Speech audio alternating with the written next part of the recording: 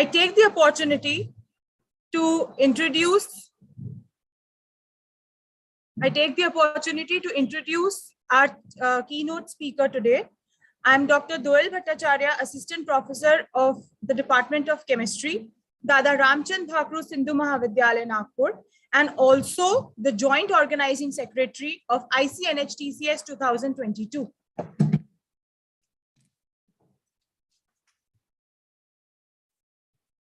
Words fall short to describe the honors and accomplishments of Dr. Chandrasekharan, but I have put forth some accomplishments of Dr. Chandrasekharan as a part of today's program.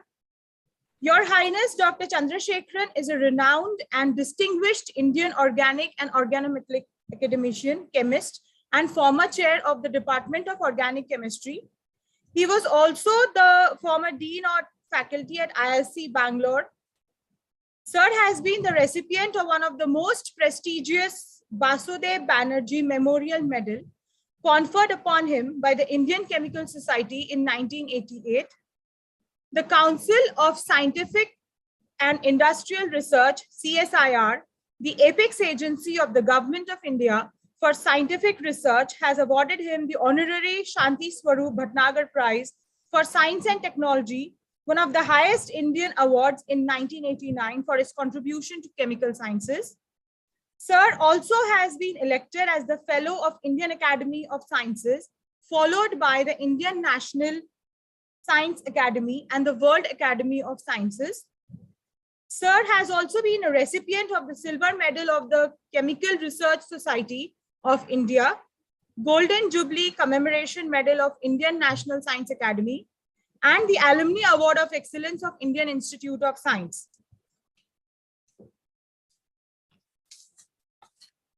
Sir has also held the J.C. Bose National Fellowship of the Department of Science and Technology, DST, and the Distinguished Fellowship of Science and Engineering Research Board. Sir has been a member of the Executive Committee, Chair of International Union of Pure and Applied Chemistry, IUPAC, Chair of National Committee of the Indian National Science Academy, Secretaryship of Indian Academy of Sciences, and Presidency of Chemical Research Society of India. Last but not the least, Sir has authored several books, research papers in renowned international and national journals to his credit. Sir, we all are waiting to hear you. Thank you. Now I'll play the video of Dr. Chandrasekharan. Thank you.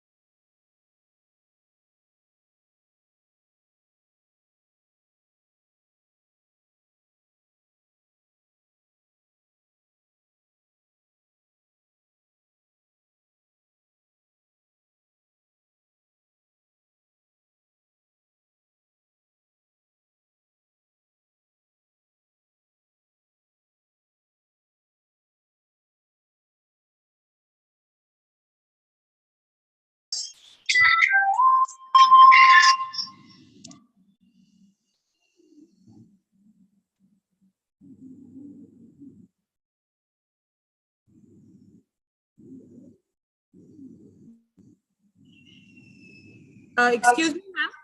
I think there is some problems with the audibility. All the participants, please have patience. This, due to some technical glitches, this problem has occurred. We are just sorting it out.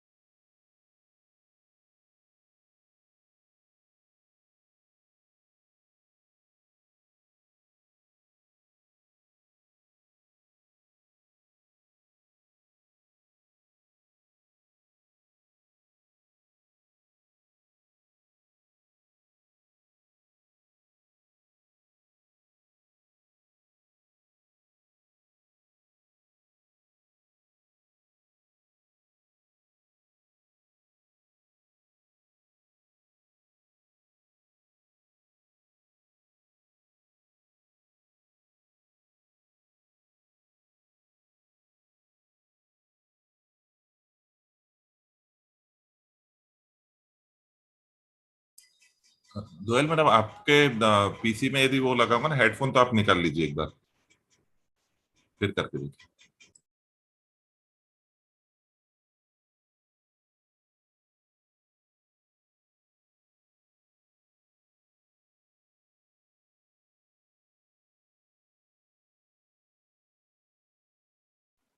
Sir, should I try?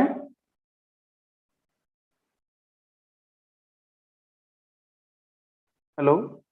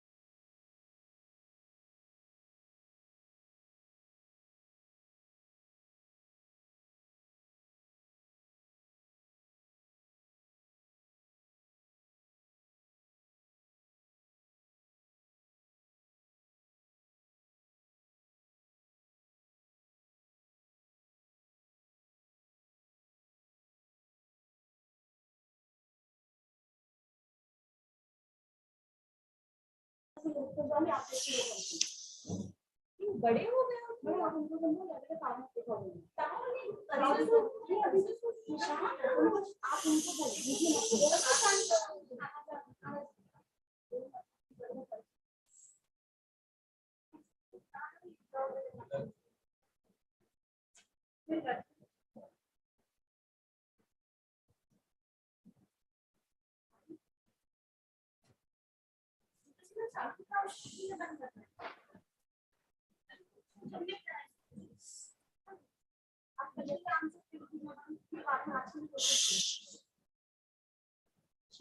Chandrashekhar sir कर रहे हैं। Good afternoon. My name is Chandrasekhar from the Department of Organic Chemistry, Indian Institute of Science, Bangalore. It is indeed a great pleasure for me to be here this afternoon to give this keynote lecture in the International Conference on New Horizons and Trends in Chemical Sciences, organized jointly by the Dada, Ramchand, Sindhu, Mahavidyalaya, Nagpur, and the Indian Society of Analytical Scientists, Nagpur chapter. I would like to take this opportunity to thank Dr. Bharti for this kind invitation. Today, I am not going to talk about my research work at all. I would rather talk something general about chemistry. All of us who are chemists, who practice chemistry, we should know about the importance of chemistry, the kind of chemistry that we would like to possibly get involved in, do research in the 21st century. That should be sustainable. Therefore, I thought I will share some of my thoughts in the form of some PowerPoint slide in the next few slides. Okay, maybe at this point, I will share my screen with you so that you can see my presentation.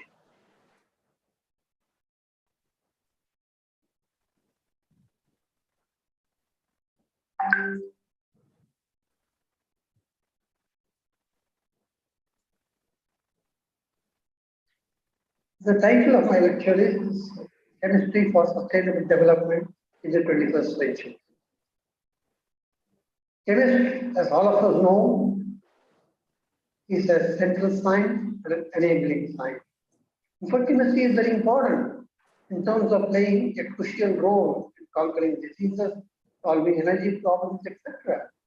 But what many people may not be aware is that chemistry is also a mother science.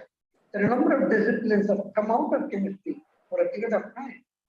To quote two examples, one would be molecular biology, which is a very major discipline now, and material science.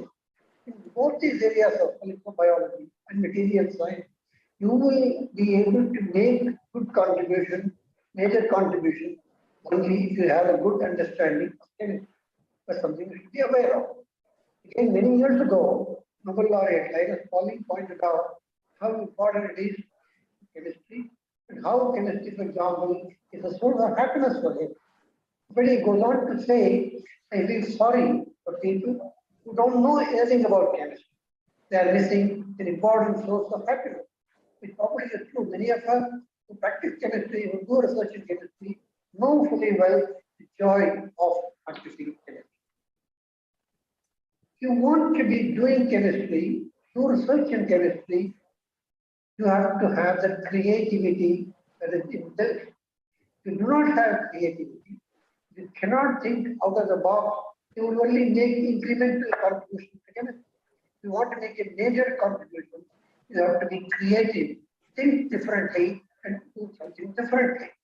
And the other part is the very important one in the present day, or the mantra, is sustainability. And this is something that we worry about the future. What we practice in science today, what we leave behind for future generation of people. Whether what we do today, in what way it will impact the society in the coming years, and how do you actually take care of them even while performing your research, your activity, your production in this present time. And more importantly, how does chemistry contribute to human well-being, developing new drugs or various kinds of diseases from some way? And that is important. Therefore, you will ask the question, what is sustainability everybody is talking about today? In fact, the United Nations talked about it and in the late 80s. And slowly, by the turn of the century, around the early part of 2000, the United Nations General Assembly came up with a resolution and to talk about sustainability, and they pointed out there is a need to balance the economic and social progress with concern for the environment and stewardship of natural resources. In 2002, the declaration, the resolution was made, and they pointed out the year between 2005 and 2015 would be considered as a decade for sustainable development. And the thought process behind this was this would be able to sensitize, bring awareness to students, young scientists, industries, and society at large about the importance of sustainable development. But now we are past the 2015 period, and United Nations again came up and tried to expand the scope of understanding sustainability and what one can do as scientists towards sustainable development. They came up with a new set of goals. There are at least 17 sustainable development goals that have been put forward by United Nations. And this is supposed to be kind of, taken care of before 2030, between 2015 and 2030. And then we talked about many, many issues. And of course, we talked about no poverty, no hunger, good health and well-being, quality education, gender equality, on and so forth. Many goals that are laid out, at least 6 or 7 of the 17 goals of United Nations map into chemical sciences, where as chemists we have an important role to play. We are going to look at the major challenges to the 21st century: good health and well-being, clean water and sanitation, affordable and clean energy. In industry, then talk about innovations in industry, the infrastructure that needs to be kind of put in place, and what is the way that we can do consumption of goods, production of goods, what is the responsible way of doing all that. And more importantly, on climate change, global warming issues, and how one can take care of these issues based on chemistry. The role of chemistry in achieving the sustainable development goal, obviously there are many you can try to look for as an opportunity for completely new way of thinking, therefore new chemical research can emerge. And in the process, we will have to talk about green and sustainable chemistry practice, and also talk about imparting education in this important area. And thirdly, the industries will have to be sensitized, therefore green and sustainable chemical manufacturing processes practices will have to be put in place, and the industry will have to conform to these practices in the coming years of the and overall, there has to be general sense of social responsibility. This has been put forward by the Chemical Society not too long ago, at the turn of the century. Now we come to an important issue related to this energy and environment, as we know, are two important facets of what we have to do for sustainability. And energy, the minute you talk about energy, then immediately ask the question, what are the kinds of ways by which you are drawing energy? No. And you find oil, coal, gas, being the main source of energy for mankind for a number of hundreds of years now. And there is very little of more than 90% is met from what you call as fossil fuels. And only a very small percentage is met from what we call as renewable resources, whether it is solar, wind, or nuclear, so on and so forth. The result, you have to pay attention and do research in chemistry along with other disciplines or interdisciplinary areas to find out new forms of energy which are renewable energy sources. Another important facet of chemistry that we need to spend time, concentrate on in the 21st century is to worry about atmospheric carbon dioxide concentration and how this actually contributes to climate change, global warming, all kinds of natural disasters that take place in the world. So carbon dioxide concentration, as we have known, it has been rising steadily, slowly over a period of time. And that happened mainly because we have been burning the fossil fuels for energy. The fossil fuels, the way they have been obtained, they contain carbon. And plants basically pulled out this carbon through photosynthesis over a period of millions of years and have this energy available for mankind to use. But what we are doing at the present time, of course, is returning that carbon to the atmosphere in just a few hundred years. And it will not probably last for too long. Which means after about maybe approximately 50, 60 years, there may not be enough of any of these gas, coal, or oil for future generation use. Therefore, we have to come up with ways and means of having renewable energy sources to worry about. Therefore, the definition of sustainable chemistry is the scientific concept that seeks to improve the efficiency with which natural resources are used to meet human needs for chemical products and services. This is something which is going to be the mantra for the years to come. But in order for you to look at, there are grand challenges in environmental management side. That means you have to have a better understanding of things around us. For example, you have to have a better understanding of the air we breathe, the water we drink, and the soil that we use. If you have a better understanding and appropriate use of these judiciously, then you may be able to contribute to sustainability over a long period of time. And according to George Whiteside, the professor of chemistry at Harvard University, he thinks there are grand challenges in education. Because according to him, there need to be new education initiatives like this. There has to be a need for industrial and academic community to kind of get together and talk about sustainability issues and worry about how we can solve the sustainable aspect of chemistry. And of course, they have to educate the chemistry students and the public at large about the importance of sustainability issues in years to come. In order for you to do this, you have to worry about the major enabling research areas and technologies where chemistry will have to come. That means you have to come up with new materials which did not exist before, the materials which probably would contribute to sustainability. That means you have to discover, maybe use nanoscience and for better materials for sustainability research and continue. And also we have to spend more time and research in bioprocessor.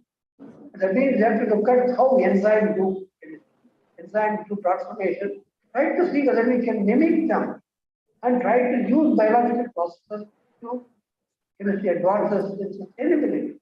And the third one, and the most important one for chemistry, is catalysis.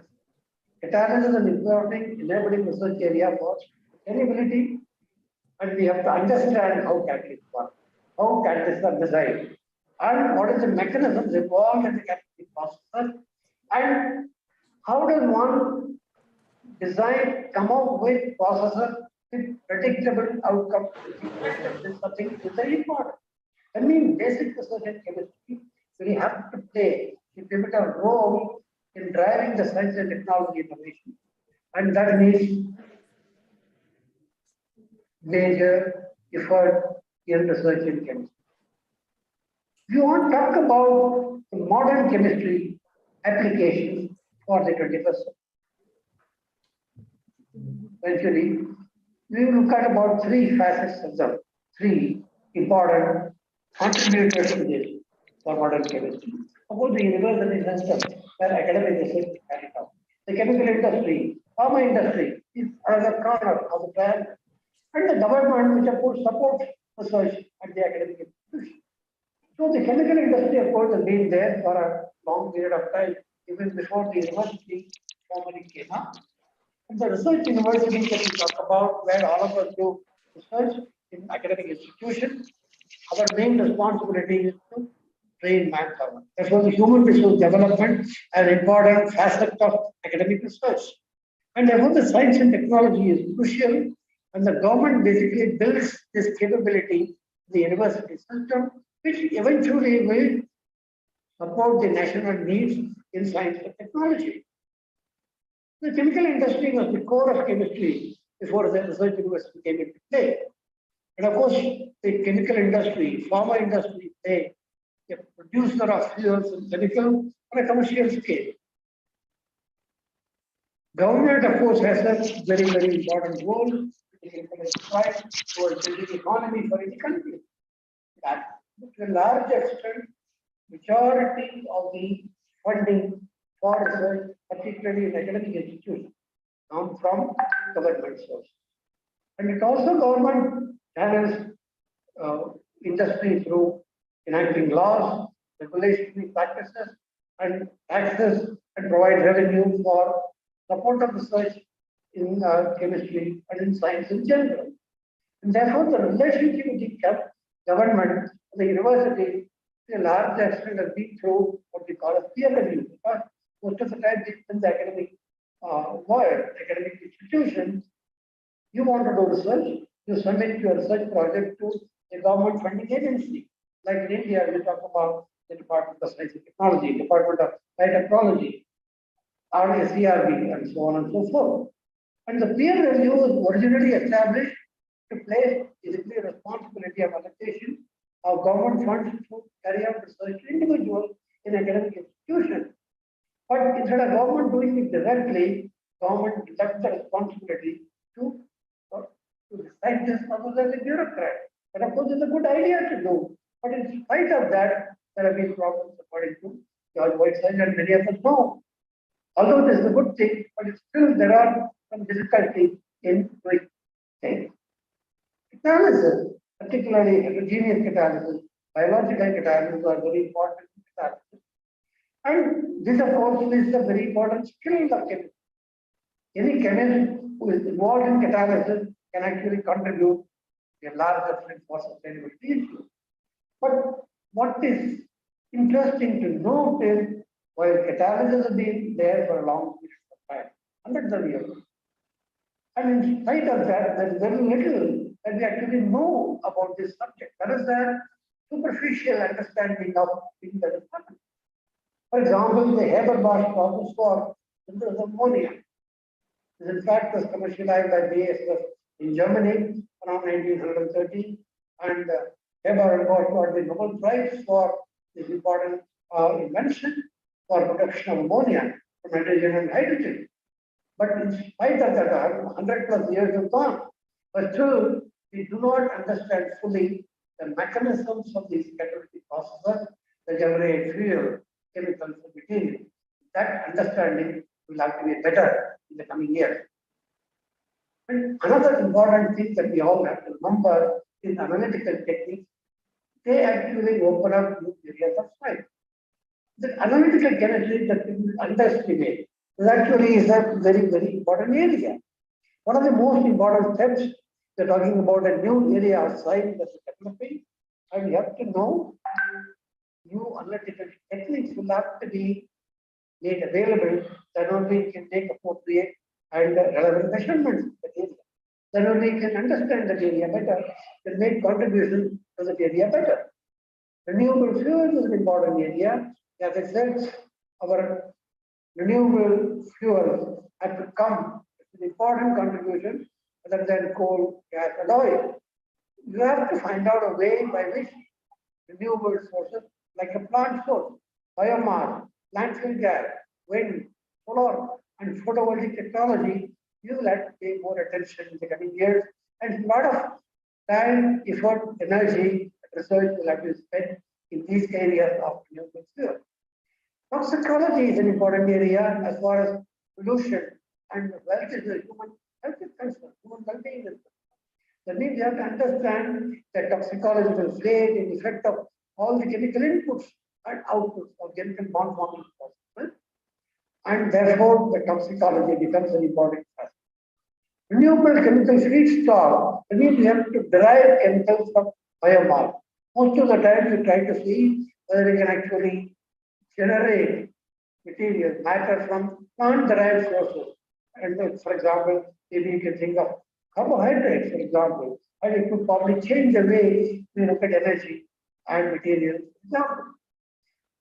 And in the last maybe about 7-8 years now, people have been talking about what is known as circular economy.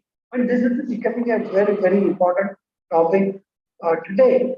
And what it really says here is, you have to worry about reuse, repair, recycle, not much. You have to look at recycling sector, production sector, distribution sector, and consumption sector. And this will have to be in a cyclic process, a circular process. Therefore, the circular economy is going to be the economy for the future. That means you have to now compare and contrast with the earlier so-called single track, one-way traffic that we have been used to. For example, the so-called linear economy is one where you kind of take, make, use, and dispose. And in the process, you make a lot of things which is contributing to pollution. This is a linear economy. And this is a one-way traffic that is from cradle to grave, as you would call them. That is not acceptable anymore because you have to worry about waste, you have to worry about managing your waste. That is a problem. On the other hand, your circular economy is one where you make, you use it, and then you find a way of reusing it, and then remake it and recycle. Therefore, this has to be a cyclic economy process that is cyclic in nature. Therefore, nothing is thrown away. Everything is used in a cycle. And according to the world view, nothing is lost, nothing is created, everything is evolving, transformed. That is a very, very important message. He said that many, many years ago, if we have to properly practice and follow. Again, another important thing that I thought I should mention. My good friend was a Govardhan Mehta, the University of Hyderabad, has his allowed to talk about this, and he has written articles on this. An article that he wrote along with his colleagues in Nature Chemistry 2015 is a very important article that all of you should read. And according to this, for the Mehta, the waste does not change. It is only a chemical matter changes from form. You add material, it has become a waste. And it doesn't mean nothing can be done about it. So waste is actually material awaiting further use according to the and that is something which is very, very important. That means we have to worry about how circular chemistry can actually make use of the waste. It's not thrown away, but it is still used and reused for doing something else, making something better with this process. And therefore, we are now moving from circular economy to circular chemistry. The need to collect and use waste, that is the message. Maximize atom circulation, optimize resource efficiency, strive for energy persistence, enhance process efficiency, and so on and so forth. That means we are really talking about circular chemistry here. There are two nice, very important articles that came out only 2-3 years ago in Nature Chemistry, which talks about the importance of circular economy and how the practice chemistry, circular chemistry, is going to make contribution towards sustainability in the process. Therefore, the circular chemistry consists essentially of 5 R's. And so you can have more R's, but the most important 5 R's are reduce, reuse, repurpose, recycle, and recover. So this will play a decisive role in assessing, achieving overall circularity in chemical-based industry. I mean, in the earlier years, in the 80s and 90s, we talked about the emergence of green chemistry. And then in the 21st century, we talked about sustainable chemistry, which has a much larger impact. And now we are coming to circular chemistry in the last few years. And what is more important, the years to come, in the near future, will be to worry about sustainable circular chemistry. Therefore, all of us practicing chemists will have to worry about and practice sustainable circular chemistry. That should be the new mantra for us practicing chemistry. Thank you very much.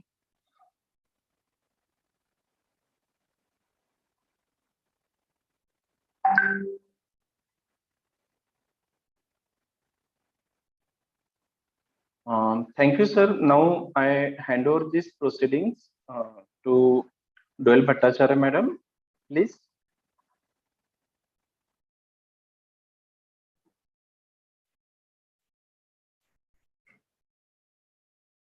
Thank you, sir, for this wonderful session. Now I call upon Dr. Sushmita Mandavgane, ma'am, our convener of the conference, to kindly propose a formal vote of thanks.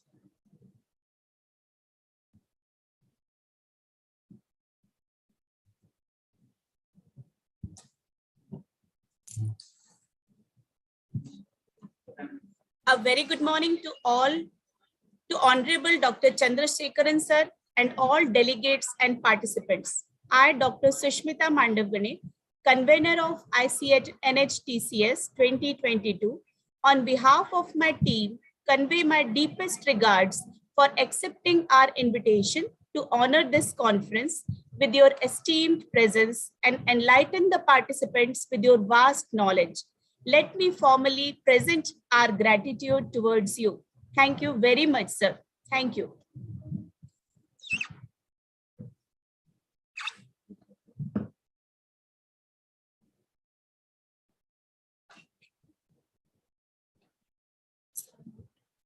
Now we formally start with our technical sessions within 5 minutes. So participants, there are some instructions that you'll need to note. During the technical session, nobody is supposed to unmute themselves and post or ask any kind of questions. Kindly put up or post your questions on the chat box itself. There are organizing people who will post your questions to the speaker and he will answer and satisfy your queries. And please kindly follow the ethics during a technical session. Thank you, everyone. We will be shortly starting with our presentation.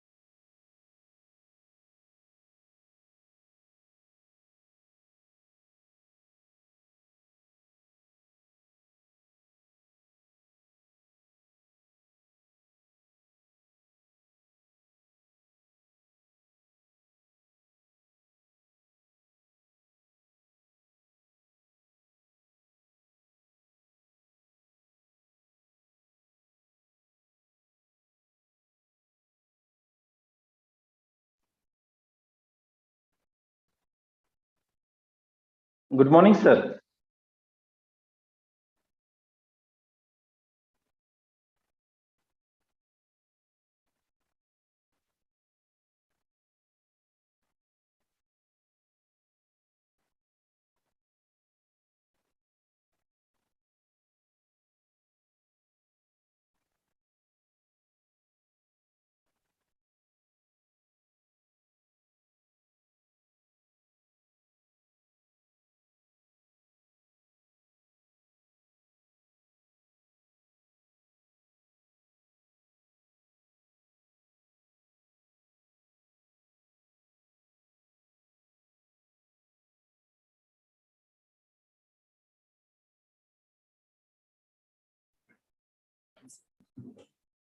A very good morning to one and all present here, our respected speakers, our respected chairperson, and all the dear participants.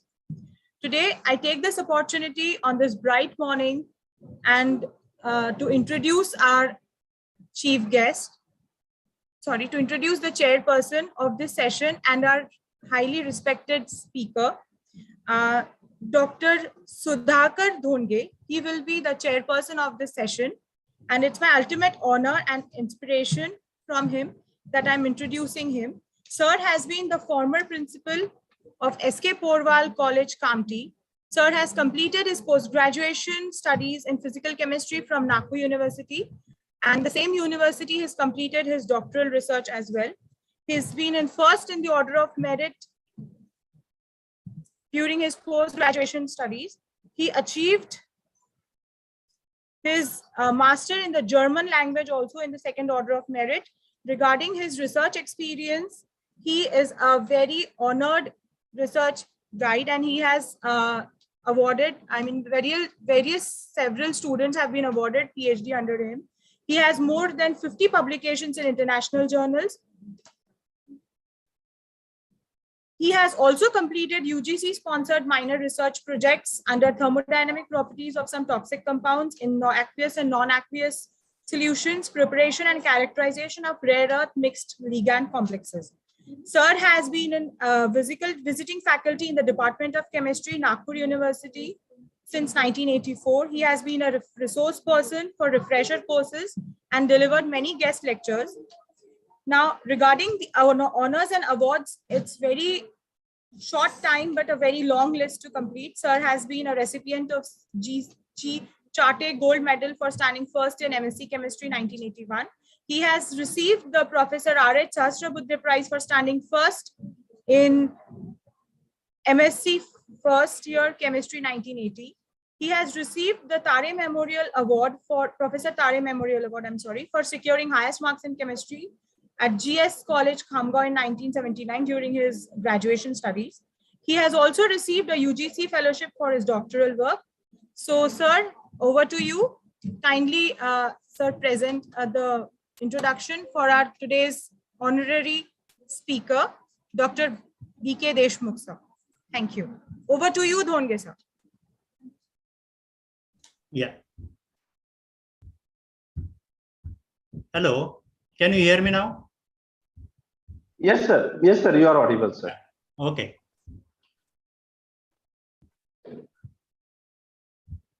Oh.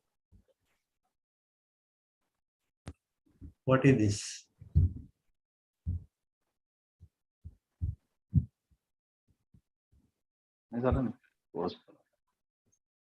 What did we start? What did you do? Hello. Yes, sir. Yes, sir. To me, you have started your presentation now. Sir, Deshmukh sir actually shared his screen. Actually. Okay. Shall I start speaking now? Yes, sir. Yes, sir. He has started. He has already started. It seems, no, sir. No, sir. Friends, I am thankful to Dr. Doyle for my introduction and using good words about me.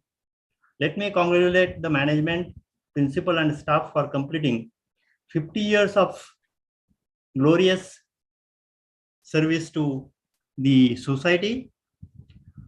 On this occasion, I welcome Dr. Bk Deshmukh my mentor, guide, and a teacher on this occasion. Dr. Bk Deshmukh is well-known personality in the field of analytical chemistry. He doesn't need any introduction as such, but it is customary to introduce the speaker. So I am doing this job. Dr. Bk Deshmukh is the student of was the student of this Department of Chemistry, Nagpur University, Nagpur. Now it is known as RTM Nagpur University, Nagpur. He received his MSc PhD from Nagpur University. He also served as a lecturer initially at Nagpur University Department of Chemistry before moving to Pittsburgh, USA. Later in Pennsylvania, that is in Pittsburgh, and at New Mexico, he worked on National Science Foundation and National Institutes of Health-funded research programs in the areas of ion selective electrodes, lithium-ion batteries, and cardiovascular drugs. He joined R&D of Dow Chemicals Company in 1990 and carried out work in the areas of dielectric materials, cleaners, food additives, controlled release of drugs and dietary fibers, etc. His technical expertise in analytical chemistry and instrumentation. As a senior research leader, he led various groups undertaking analysis of polymers, additives, biomolecules, agricultural products, solar cells, surfactants, solvents, and process analysis. After his retirement, he moved to Carlsbad, California in 2014 and started his own analytical science consulting group in the name of BK Consultants. He has written book chapters on analysis of dietary fibers, published reviews and 52 research articles. He has presented his research work in more than 15 international conferences. Right now, he lives in California, Carlsbad. He has to have his credit several awards like he is a national scholar, NSF and NIH research awards, nominated for Harvey Wiley Award by AOAC International. BD Tilak, visiting professor at Institute of Chemical Technology, previously that was UDCT, that was in 2007. He is member of several scientific bodies like ex-president of Analytical Sciences Discussion Group Midland, ex-president Sigma Xi Scientific Research Society Midland chapter, life member of Indian Chemical Society, member of American Chemical Society, member of Bioactive Lipid Society, and member of Electrochemical Society. Besides this, he is a good human being, always ready to help his family and friends. With this brief introduction, may I now request Dr. Bk Deshmukh to start his lecture. Dr. Bk Deshmukh, please. Please, you may begin with your lecture, sir. Over to Dr. Bk Deshmukh.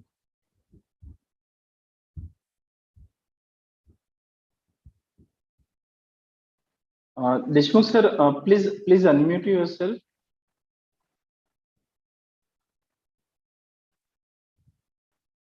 Sir, can you hear me?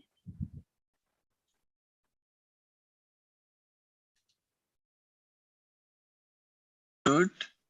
Okay. Yeah. Yes, Can sir. you hear me now? now? It is audible, sir. Yes, sir. It is. You are And audible, sir. is everybody able to hear, or I'm sounding resonating or anything like Yes, that? sir, we can hear you. Okay. Okay. Thank you, Professor Dhonge. It's a मराठीत म्हणतात की घरच्याच माणसाने घरच्याला आहेर करायचा. तुम्ही घरच्याच लोकांनी मला introduce करायचं म्हणजे that's something different. Thanks for that. But thank you for nice words, and nice to see so many friends around online. So friends, what I'm going to do is talk today. Let me share this in the presentation mode. I'm going to talk a little bit about the functional food analysis. I do some consulting in food, oil, drugs, and various other things. Of course, the analytical aspect of it and related, chemistries, mostly structure property or function property discussions. So when you know structure, can you really tell something about the function? We all know about the properties, but function, like a certain thing can be used in as a food or some other application. That's what I do. But today, I'm going to talk only about soluble dietary fiber. And basically, I'm a little crazy about food. I eat a lot, I exercise a lot, and I just love good food. So it really made me to think about science of the food. And I'm not organic chemist by training, I'm an organic chemist, but I tried to learn a lot of organic chemistry, which was my most difficult subject for me. But what I'm going to talk today, I'm not going to talk about these beautiful foods I eat, but what I'm going to talk today is about the synthetic fibers, synthetic dietary fibers, which are used to supplement our foods. When you think of foods, I will just scan what are the common foods and why we as an analytical chemist, I'm an analytical chemist, I consider myself an analytical chemist. I'm trained as a basic inorganic chemist. I will just give an overview of common foods, which we have all studied in our primary school, high school, whatever it is. And then what the labels say, that's called proximate analysis. And again, why we do this? We all love food. So we all have eating disorders. We, not all, but most of us. And then we really forget all those eating disorders cause some kind of diseases. So can we modify our foods by adding something functional to it? So today only I'll talk about dietary fibers, and as a being analytical chemist, that's what I get paid for, is I will talk about how to make a method which is not just a publication, but a method everybody should be able to use in industry and defend in the court of law. So as you all know, we all know about basic nutrition. There are carbohydrates, proteins, and fats. And as knowledge developed, we started learning a little bit about micronutrients. We know of some vitamins, not all the vitamins still in the world. We don't know all of them. We know what are the important minerals. And of course, nowadays we are all talking about antioxidants, phytochemicals, and a lot of other good things in food, which we still don't know, or which has not been really proven by multiple studies. And some people might do some studies and claim that certain component of the food is important, but again, it needs to be really, really proven. So I don't know you can see a whole slide or not, but it is the slide says that proximate analysis. Can you see a whole slide, Dr. Dhonge? Yeah, we can see. Okay, so basic nutrition and labeling. So you can think of like a, what the label says generally. This is a typical United States label. I can give just whole day talk on only for labeling, how the labels are done, what is politics behind that, how industry override all scientists, and how most of the food industry is more powerful than all of us scientists combined, okay? But generally, the label says how much calories are there in single serving, what kinds of fats are there, what kinds of carbohydrates are there, proteins. And then you can calculate moisture, because we are all good in mathematics, so we can calculate. And a general label will say what number of servings. And nowadays, basically, we need to know micronutrient. So this is an example from India, a mung split, a mung dal. You see how the nutritional facts are. In that container, there are, you can have 36 serving, but serving has to be 51 gram. I don't know how many people in the kitchen have a balance to measure 51 gram when they cook. but that's how the labels are. Sometimes misleading, and we just basically get those numbers. And again, you see it has a total calories, fats, and blah, blah, blah. Right side is a tukmaria, or what you call the basil seed, or which is used to make faluda and all those kind of stuff. So again, label anyway. But why I'm showing these are because those numbers and everything comes through lab. We as a chemist have to really determine those. So what are generally, why we are eating disorders? We love to eat, and we love to eat more than we need. And we generally eat rich foods. We would love to go to good restaurants, eat fatty foods, carbohydrates, and lots of unnecessary proteins and high calorie content. And that means high quantity also. Of course, I don't exercise as my father used to do. He was farmer, so we exercise less. And many of us don't do preventive maintenance. We all own cars nowadays. We all do preventive maintenance, but we don't go to Dr. Dhonge's shop and say, doctor, can your shop tell me how is my lipid? Though I'm not sick, but I need to know my lipids. I need to know my carbohydrates. I need to have my numbers. So we don't hardly know our biomarkers. And, knowing those, just good or bad is not the right way. Knowing the trends is the right way. So once we know our trend is going up and up and up, that means we are doing something which is not good for my health. And that's where we have to modify diet and lifestyle. Either we modify diet or you fortify it by adding some functional foods. We all know if we eat a lot, what happens? Cardiovascular disease. India's vegetarian as well as non-vegetarian people have high prevalence of cardiovascular drugs. They are 6 times more prone than Chinese and 4 times more than the whites. And we are all overweight. We all know where our weight is. Our weight is around our waistline. And our BMI, everybody knows what the BMI is, body mass index, weight in kilogram divided by height in meter square. In America, because of their body structure, that limit is 25, and Indians, it is 23. And think of it, 42% of Americans are overweight, 19% of Indians are overweight. But don't forget that half of our population in India is underweight. That's why that number looks 19%.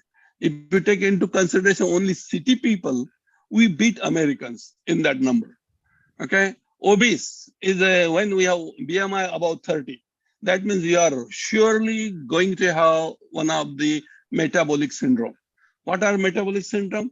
High BP, high blood sugar, excess body fat around your waist, and of course, some arteries clogging things like cholesterol.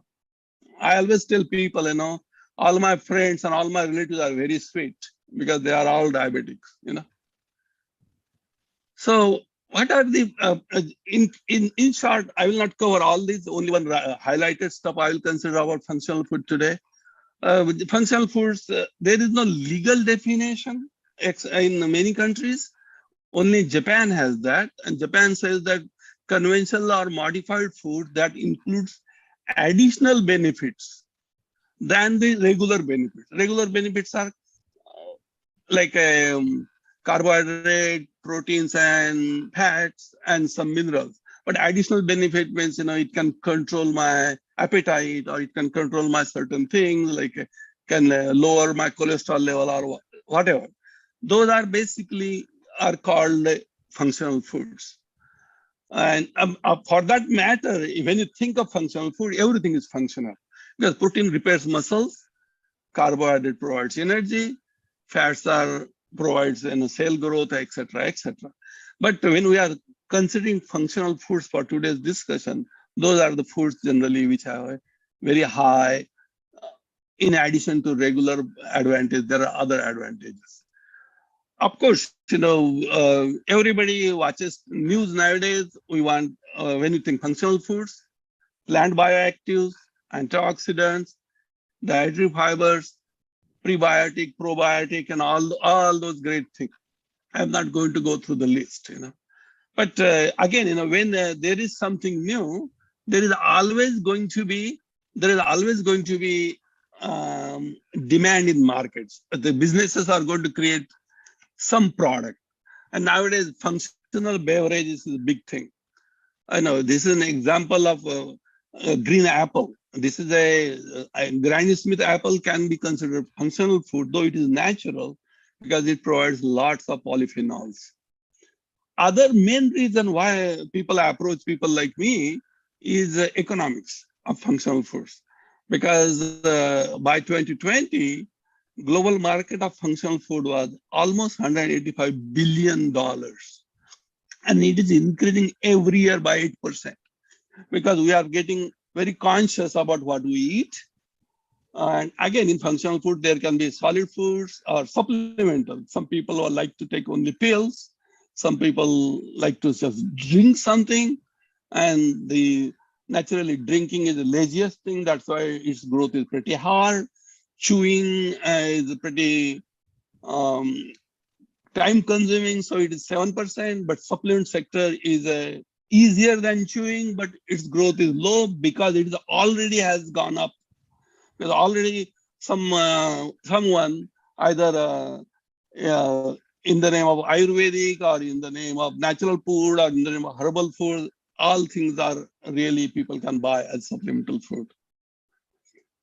Though in America doesn't have legal definition, but America has basic 5 things you can claim about your food.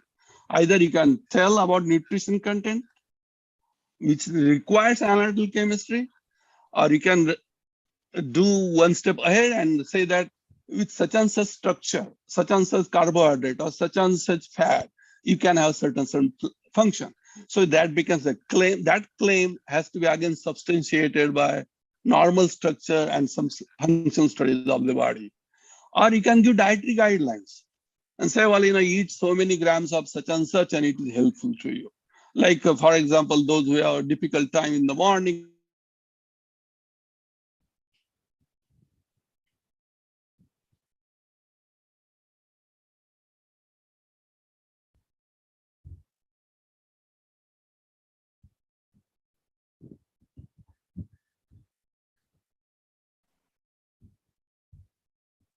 the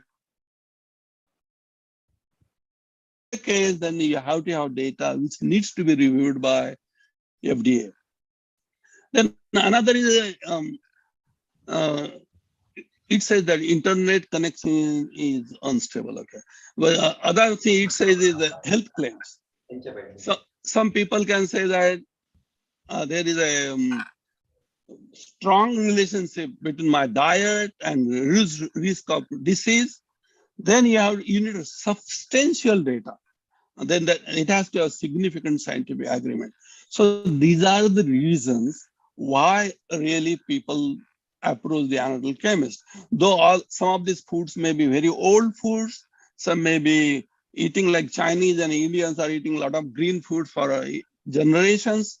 But if they have to market certain thing with certain claims, they need data. So again, coming back now to why, so that establishment needs a good analytical method. So what is good analytical method? It has to be specific, and that means selective, and has to be sensitive. Because once you have a method, you have to monitor throughout your body the passage of that particular component. That means it should have wide dynamic range. If I want to determine 1 microgram of certain thing, and I want to eat 1 gram, so that method should help me to determine my component in 1 gram of component in my food, as well as 1 milligram or 1 microgram in my body fluid, my blood. So it should have a very, very long range. Dynamic range doesn't mean that straight line everywhere. Dynamic range can be any functional calibrations. And of course, it has to be reproducible.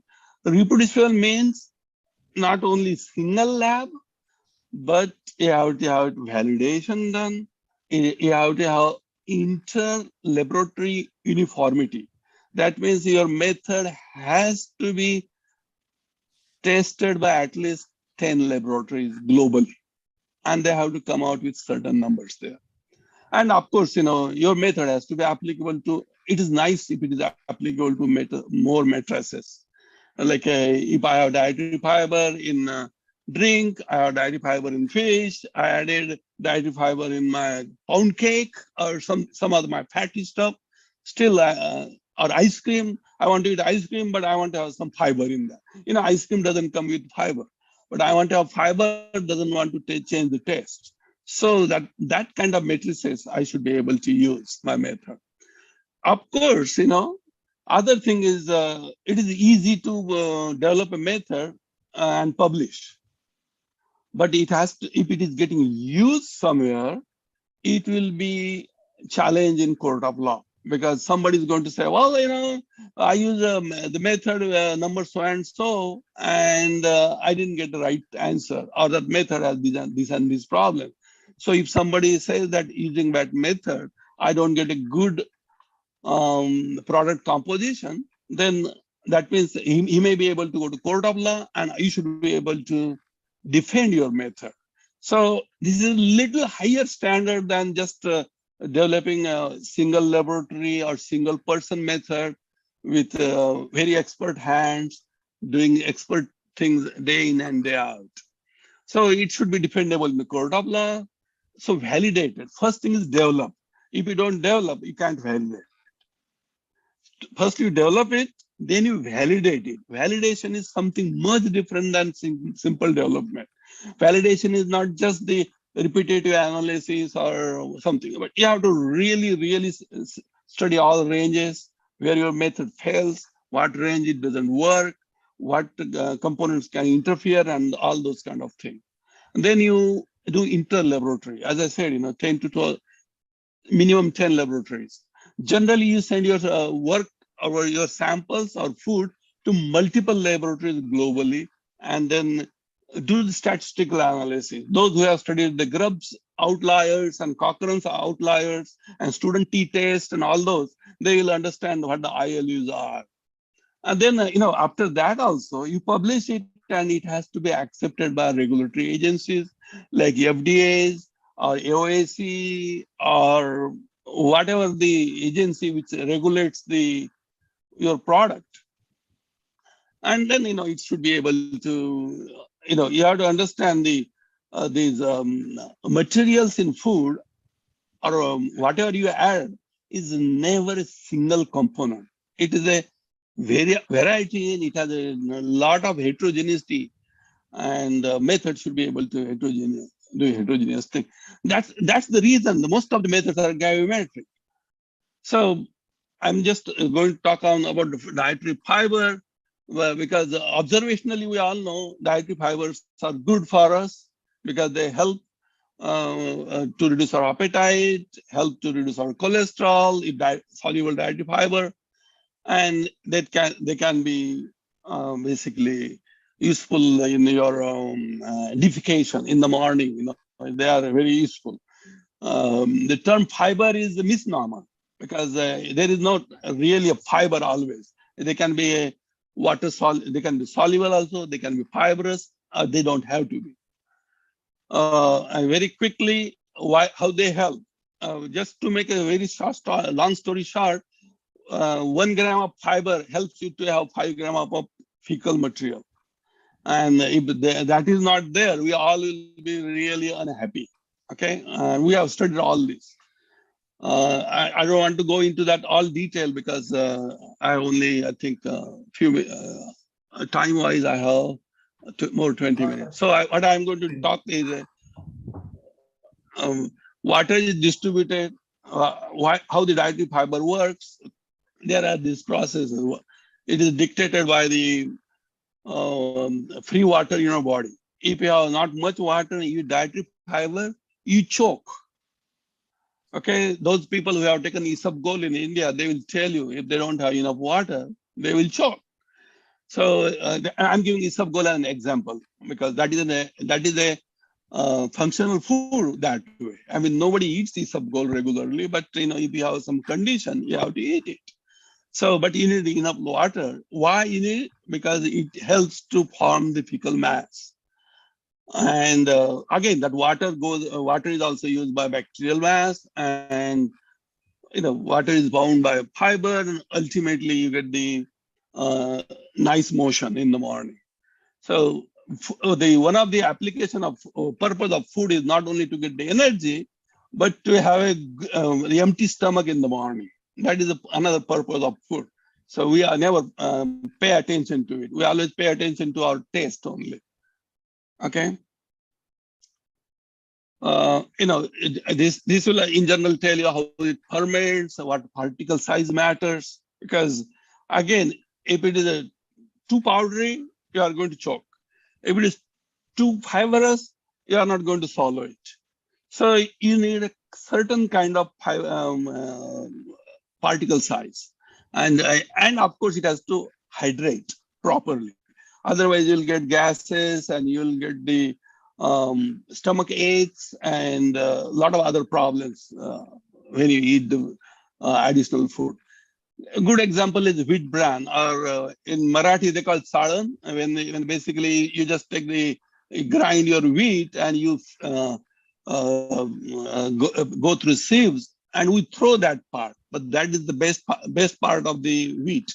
That is the best part of any grain, and that helps you to really increase the fecal mass.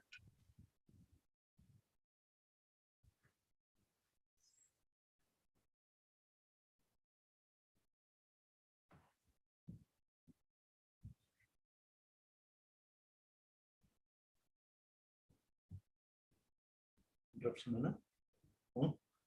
interruption. Oh, interruption. Let it not happen. Problem. The bandwidth full.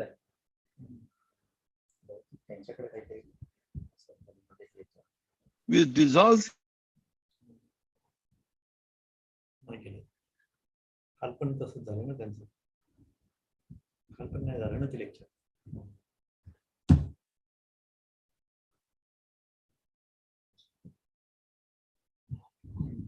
गेलंच झालं ना.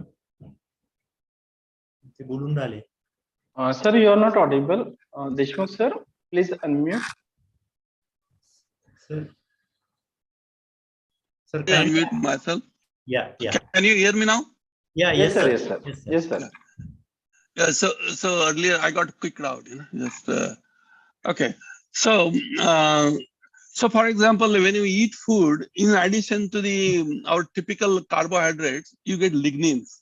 Organic chemists will tell you sorry to interrupt. Sir, your screen has not been shared. Oh, I'll have to go back again. It got. Yeah. Okay, let me see. So something happened.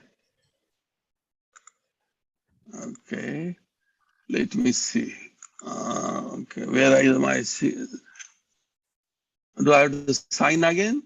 No, no. You go to the bottom. There must be some screen sharing. Okay. So you go to bottom, just click over there and then share. No, yes, I'm looking because at bottom it says. Okay. Sir, kindly share your screen. There is a green color button which says share screen. Yeah, I know that, but I can't see that button. That's why I'm trying to look on my screen. I'm not seeing it. Bring cursor somewhere. Sir, you must have zoomed into the full mode. Yes. Sir, you must have zoomed into the full mode. Yeah. Kindly press escape button. You will see the icons.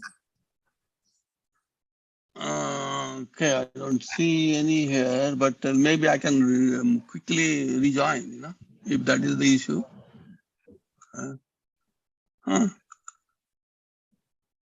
Return to meeting, it says. Return to meeting. Sir, there must be some network lagging. That is why it is returning to meeting. What's that? Sir, there is some network lagging. There are some network glitches. That is why the screen sharing has stopped. Okay. Can I just leave and join quickly, or no? That's not good way. That you can do if you want. Yes, sir. Yes, sir. Yes, sir. That you can do. Because that.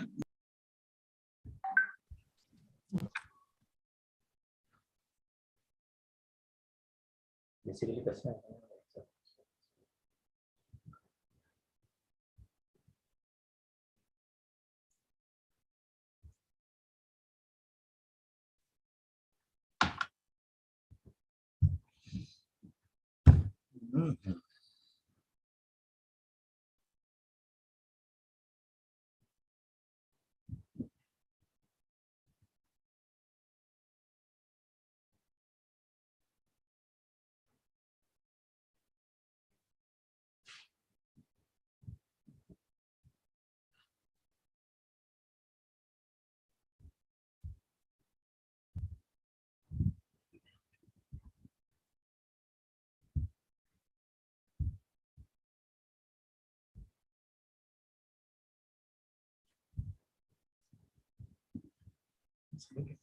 online.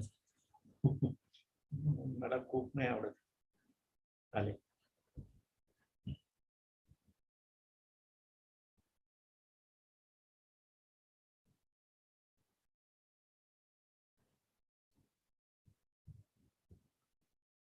Sir, unmute yourself.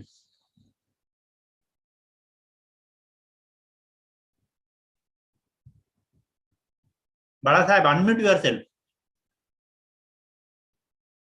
Unmute yourself, sir.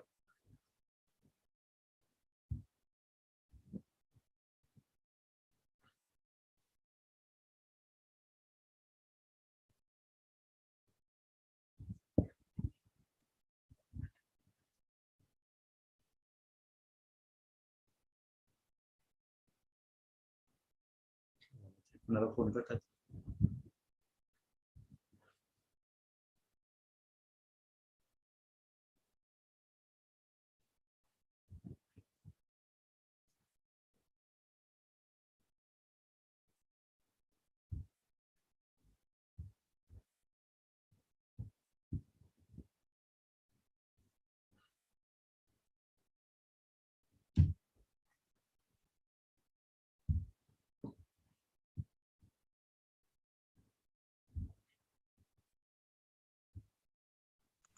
I'm good. Yes, sir. We can hear you now. You can? We can hear you. You can. Yes, but you have not shared the screen still. Okay. Sir, what you can do is you bring your cursor somewhere. तुम्ही खाली आणा cursor आणि मग तिथे खाली तुम्हाला सगळे cursor moving ठेवा आणि मग तुम्हाला दिसेल ते share screen. It is saying it now. Yeah. Somehow I got kicked out. Yes, kicked out in. I'm sorry, just. It is good. Okay, sorry. Okay. So we are talking about the various definitions of dietary fiber. We as a chemist, we hardly interact with biologists, but food is a both biological, chemical, and physical thing. So physically, we think rough thing. Biologists will call it as something which forms the gel in your tummy and helps you to absorb nutrients and chemicals. So there are various kinds of fibers, various kinds of soluble fibers, insoluble fibers, and that they are not clear-cut definitions, but generally, as for chemistry, whatever is not soluble in water is an insoluble fiber. For biologists, that's not always true, because if you get the gel formation, what you are going to call it? I mean, those kind of issues are there, but I'm not going to touch those. So our chemistry definition is simpler. Chemistry definition is anything which is non-starch polysaccharides in your regular diet is called fiber. And for those organic chemists here, these are typical arabinoxylanes, celluloses, plant component like which are having a lot of starch units. I have shown only few structures here: dextrins, inulins, lignins, waxes, chitins. So many other things are considered really dietary fiber. So when you have a method for these, as I said, they are not single components. neither they are homogeneous, so they are heterogeneous. So I will not cover this because so why there is other reason why people really are worried about this thing is our intake is not enough. This is a good example of Americans. And by the way, Indian intake is also not enough. You know, our parents' intake was very good, not ours. The gray line is what we are supposed to eat. So many dried weight of fiber per day. Good example is if you are, because most of people are in this range, I think 40 years old, you are supposed to eat 37 grams of dried fiber. So you think of when you take vegetable, how much vegetable it is, how much water is in that. So you are supposed to take 37 grams of it. But we hardly eat 15 or 16 grams with our diet. For female, that amount in that age is around 26 grams. So they should eat around 26 grams of dietary dried fiber on weight basis. We are not eating it. So that's why there is a need, I will not call need, but there is a push from industry to add fibers in food so that people can balance it, okay? So as I showed, carrageenan, gum arabic, and there are only these two things, carboxymethyl cellulose and modified cellulose. Both of them are modified, and all others are generally natural ones.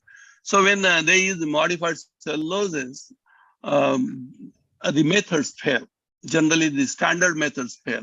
You know, the structures here. So I'm just going to go very quickly. The current method, or not our method before people approach me, were just treat food with, just repeat what is happening in your mouth. In your mouth, alpha amylase, when you chew, you get the gel formation, whatever you form in your mouth. And then alpha amylase interacts with the starches or celluloses, and then slowly through the tummy, we start getting carbohydrate.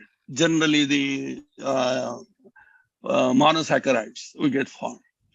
So how can imitate that reaction? There is an instrument called stomacher, which reproduces everything from your stomach to your colon.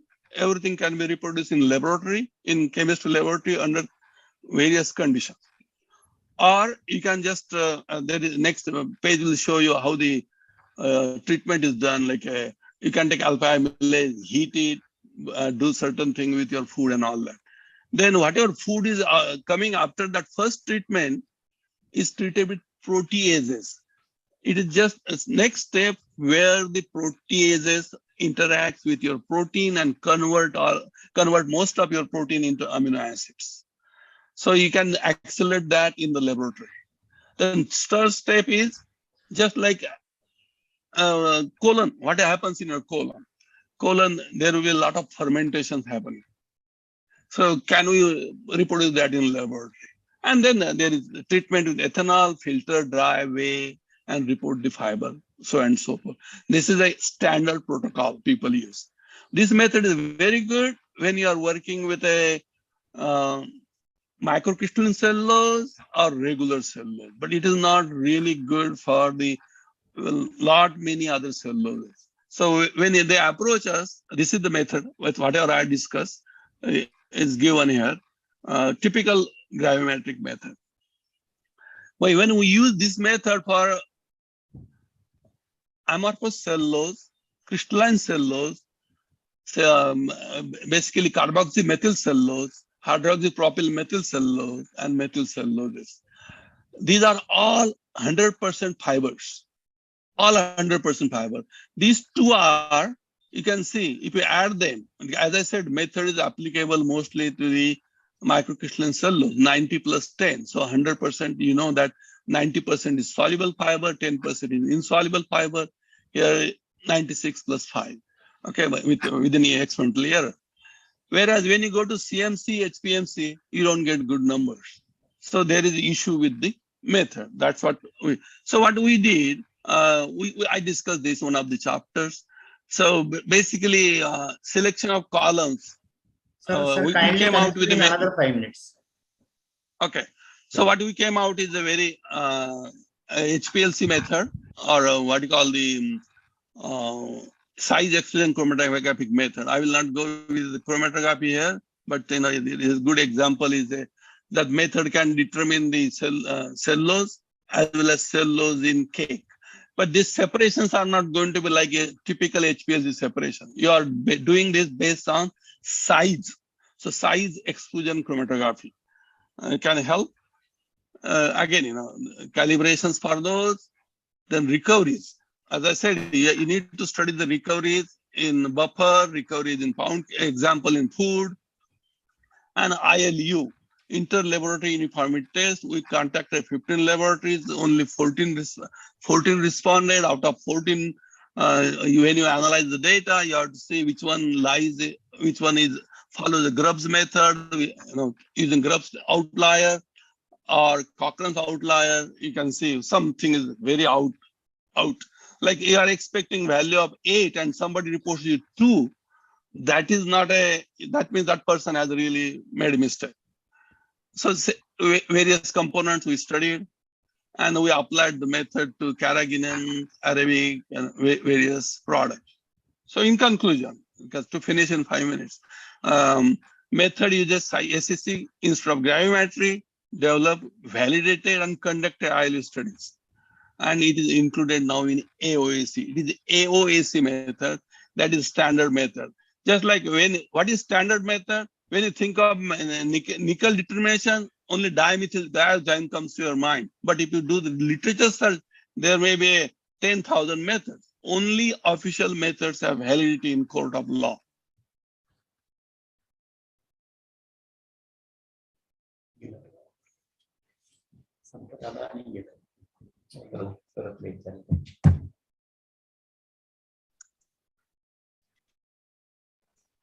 Sir, kindly unmute yourself. Sir, we can't hear you. Kindly unmute yourself. Something is wrong.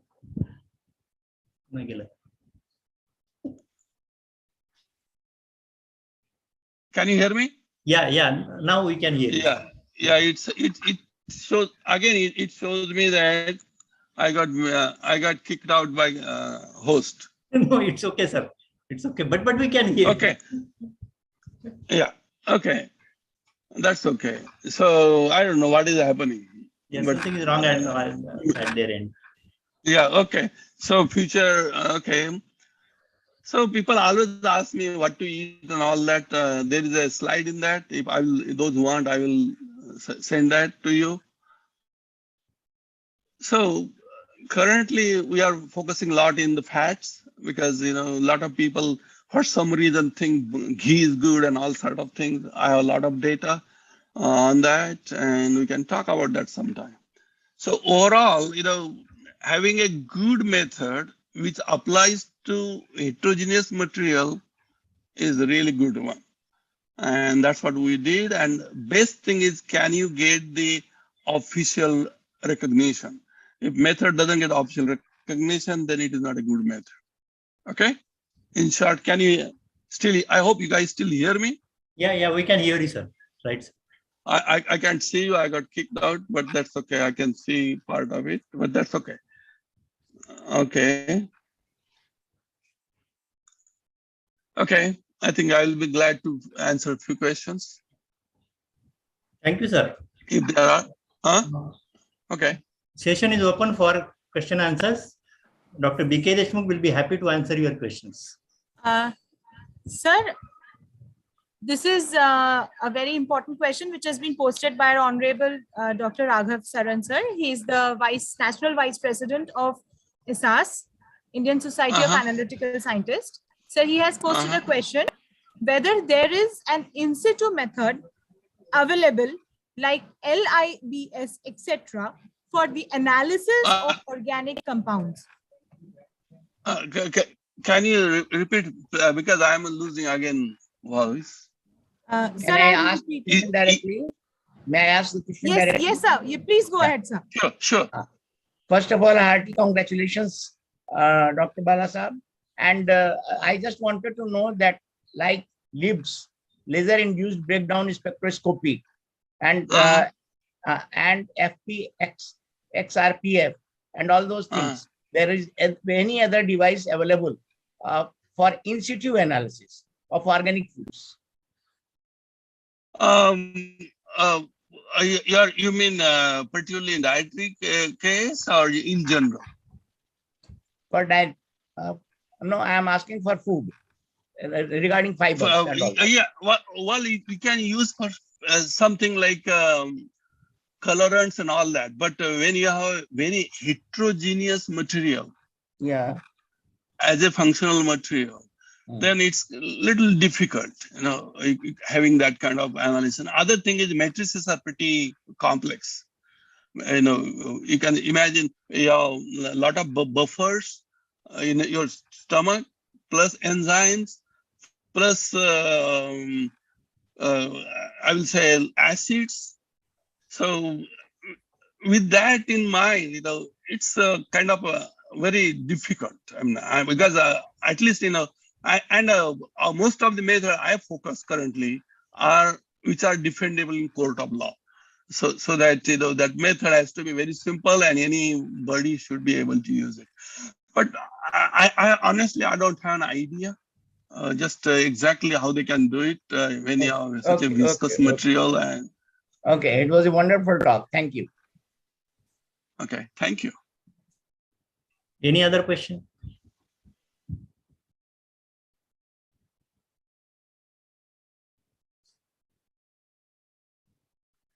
Shall we conclude now then? Yes, sir. Yes, sir. Friends, just now you heard a very interesting and thought-provoking lecture by Dr. Bk Deshmukh on functional foods. I hope all of you have enjoyed the lecture. I am sure students, especially research students, have got inspirations from his lecture. I congratulate Dr. Bk Deshmukh for a wonderful lecture. As usual, nothing new. In fact, we heard him n number of times. As such, once upon a time, he was very foodie. But I don't know, nowadays, nowadays I'm vegan. He has started disliking for wonderful food. So I'm going to miss him. I miss that thing. Last but not the least, I thank the organizers of the conference for giving me an opportunity to chair this session. Especially, I am thankful to Dr. Chandrasekhar and Dr. Doyle. My students, Dr. Chandrasekhar has been my PhD student, and Dr. Doyle has been my MSc student, and he is a student of my student. So she is granddaughter of mine. So, I am honored. I am really honored. So I'm great. Thank you, sir. Thank you very much, and nice to see you, sir. Okay, thank you. Thank you. See you again. Okay, bye. Bye. Sir, please wait. Over to you, Pandurnikar, sir. Yes, madam. Will you share the certificate? Yes, sir. I'm just doing it. Yeah.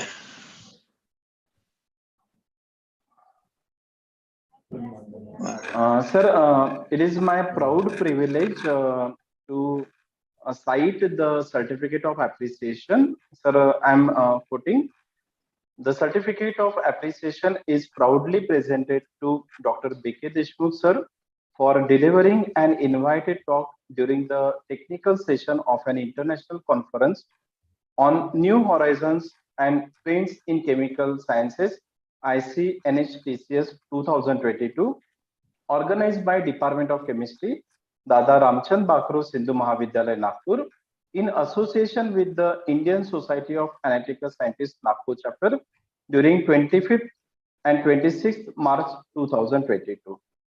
Sir, I kindly hand over this certificate of appreciation to Deshmukh, sir. Please kindly accept, sir. Thank you, Dr. Pandurnikar. Thank you very much for giving this opportunity. I also thank Dr. Bharati for initiating discussion in the beginning, and thanks to Dr. Dhonge for chairing, and thank all audiences. So I'm always available on email. You guys, please shoot something if you want just have chat about any other topics. Thank you again very much. Thank you, sir. I appreciate it. I appreciate it. Okay. Okay, I will unshare most probably, or you guys can do that, unsharing.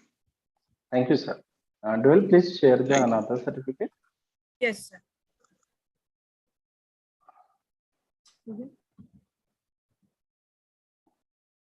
Yes, sir. Okay, so I leave, or how I do that? I have to leave, or you guys? Just 1 minute. Just one. Okay. So because you're next speaker now. Doyle? Yes, sir. I've already shared. No. On the screen, it is the first certificate. Yeah, I can see certificate. Yeah, thank you. Good job.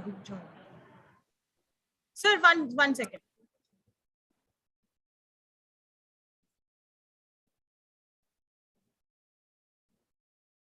Network lag कर रहा है. Zoom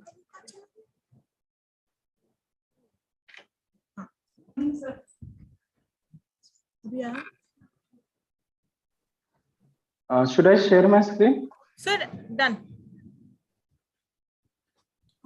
Yes. So it is my proud privilege to cite the certificate of appreciation.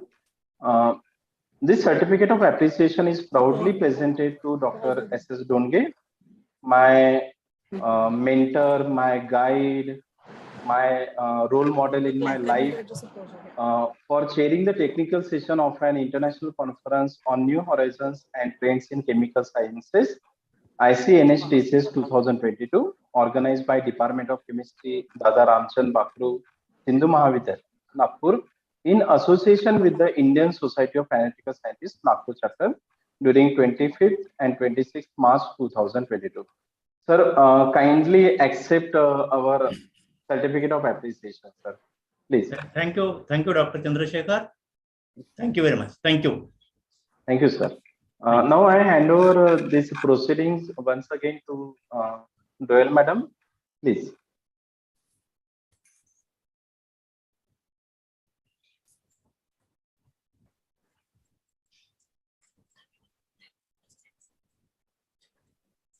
Thank you, sir. Thank you, Pandurnikar, sir. I, on behalf of team ICNHTCS 2022, propose the formal vote of thanks. I owe my gratitude to respected Deshmukh, sir, for his wonderful and informative session. Sir, we are all highly enlightened from it. My equivalent gratitude to my guru, Dr. Dhonge, sir. Sir, you continue to still inspire us and will do so for all the years to come. I also owe my gratitude and my indebted thanks to Dr. Pandurnikar, sir, for your cooperation and wonderful conduction of the session. And last but not the least, all my dear participants, I owe my gratitude to all of you and all my dear colleagues and friends for joining in the session and making it a successful one. Thank you all. Thank you. Thank you, sir. Thank you, sir. Good night. Thank you. Good night for us. Okay. Yeah, I go to bed now. Okay. Yeah. Thank you, sir. Good night, sir. Goodbye. See you then. Yeah. So, yes. Yeah.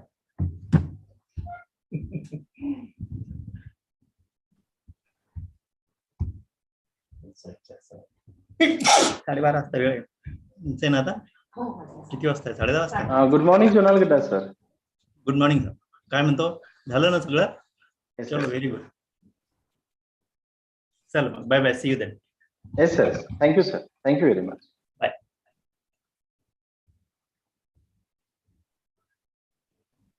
Dear participant, we are starting our next technical session very soon.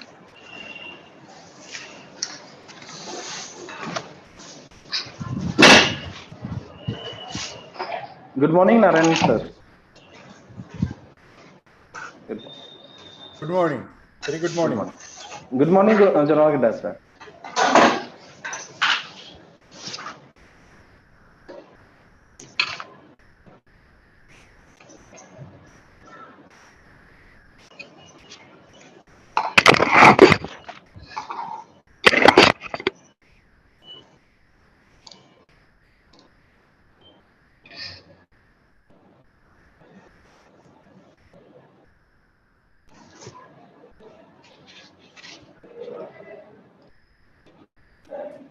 So can we start, Pandurkar sir? Madam, just within 2 or 3 minutes we can start. Okay, yeah, take care.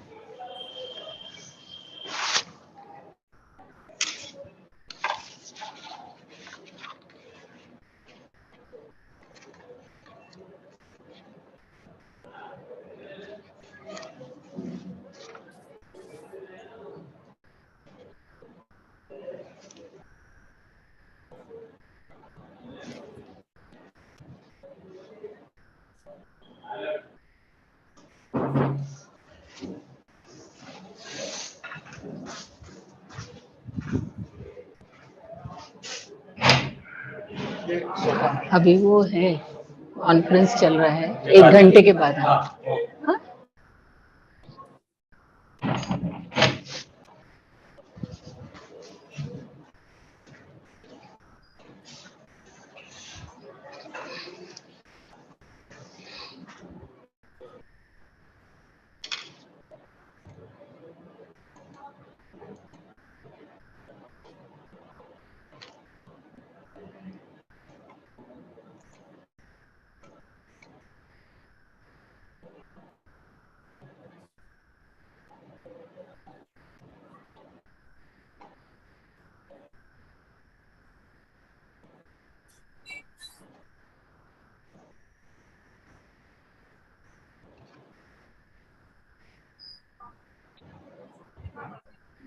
Very good morning to all the respected dignitaries here. Good morning, Dr. Jonal Gadda sir. Good morning, Professor Shriman Narayan sir. Now, formally, I hand over the conducting session to Dr. Mudliar. She will be hosting the session. Mudliar ma'am, are you there? Yeah, I'm there. So ma'am, I'm formally handing over you the session. Kindly coordinate from now on. Okay, thank you. Thank you. Thank you, ma'am.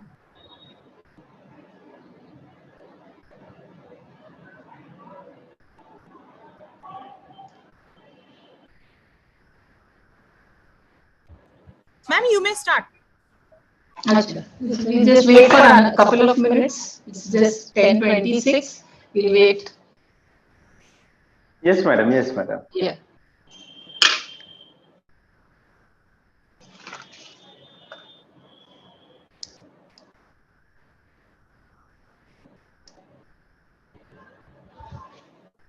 Dear participants, I again put up a gentle reminder that whatever doubts, whatever queries you are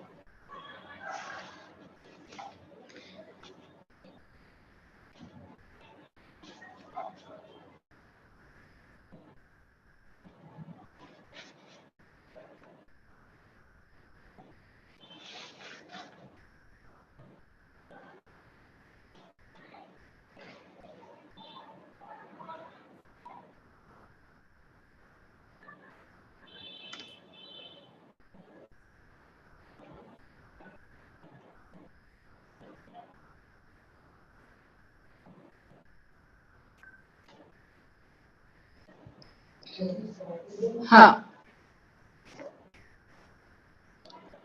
Good morning to one and all present. I, Dr. Swaroop Lakshmi Mudliya, on behalf of Department of Chemistry, Dada Ramchand, Bakhru, Sindhu Mahavidyalaya, take immense pleasure in hosting today's technical session in the International Conference on New Horizons and Trends in Chemical Sciences, ICNHTCS 2022. At the outset, I welcome the dignitaries of today's technical session, Professor Shrikant Jonalgadda, Senior Professor of Chemistry, University of KwaZulu-Natal, South Africa, Professor Sriman Narayan, Vice Chancellor, Wellset University, Pallavaram, Chennai, Dr. Ratna Sarkar, Head of the Department, Sindhu Mahavidyalaya, to the technical session, and I also welcome all the participants of today's session. I now invite Dr. Sriman Narayan and chairperson of the session.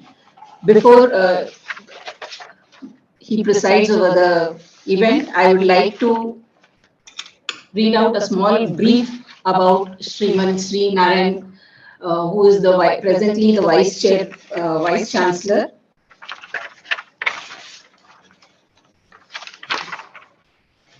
In fact, as I was going through his biodata, it is so very impressive that it runs into several pages, and it is very difficult to combine his accomplishments in such a short time. But nevertheless, I will just read out the highlights of his CV. Presently, as I told you, he is the Vice Chancellor at Wells Institute of Science and Technology, Advanced Studies, which is a dean to the university. Previously, Professor Sriman Narayan was the Pro Vice Chancellor at Vistas. He also was the Professor and Head at the Department of Analytical Chemistry, University of Madras. His administrative experience ranges from being a Pro Vice Chancellor at Vistas for a year, followed by he was also the Acting Vice Chancellor as a member of the Syndicate Committee for 3 months. He was also the member syndicate University of Madras for 2 years. He has also been in the position of Dean Research at the University of Madras for 3 years. He has been the director at Guindy Campus, University of Madras. He has headed the Department of Analytical Chemistry for a tenure of 4 years. He is also headed National Center for Nanoscience and Nanotechnology for 2 years. He was the chairperson, School of Chemical Sciences for a year, also the chairperson of School of Photonics and Nanosciences for a year. He was the member Senate University of Madras for 4 years and also the Academic Council at University of Madras for 4 years. As far as his academic experience is concerned, he has been a visiting faculty, Clemson University, South Carolina for 2 years, visiting professor at National Tepi University, Taiwan for 3 months. He has been an exchange visitor in the Humboldt University, Germany for 3 months, and he's also been an invited speaker in the University of South Africa for a week. His honors and awards are marvelous. He was awarded the Tamil Nadu Scientist Award for Chemical Sciences by Government of Tamil Nadu in the year 2006. He was a fellow of Chennai Academy of Sciences to 2010. His academic achievements also include few achievements like he was at the University of the Madras, his academic achievement was awarded in 2012. INSA DFG Exchange Visitor Award was awarded to him in the year 1998. Even during his academic sessions, he was the gold medalist in his post-PG studies, and he has won several best paper awards in conferences. To add feather to his cap, there are major grants that has been felicitated through him for the University of Madras. Rupees 100 crores for nanoscience and nanotechnology from Ministry of Human Resource Development. Rupees 40 crores research grant under DST PERS program. 1.12 crore for e-content development from UGC, and rupees 50 lakhs through various sponsored projects. And few of the highlights of his careers is he has got 31 years of teaching experience, 36 years of research experience, 24 years of administrative leadership experience, 2.5 years of foreign research experience, 28 PhD awardees, 25 MPhils have been guided under him, 121 publications, 187 papers and conferences, 15 projects have been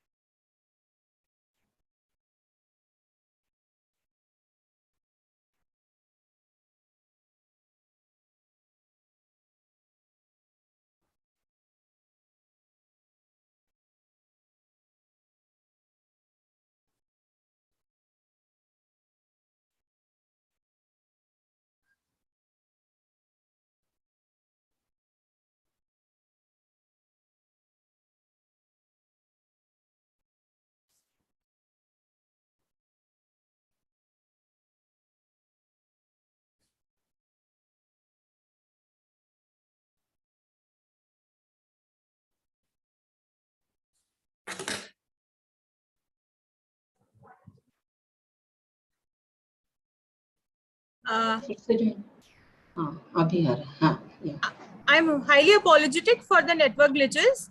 Ma'am, yeah. I hope it's Yes. fine now. Yes, you please continue. Now it is, yeah.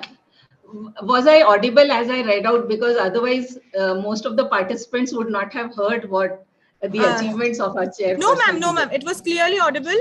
Everyone could hear whatever you read. Now, kindly continue. Okay.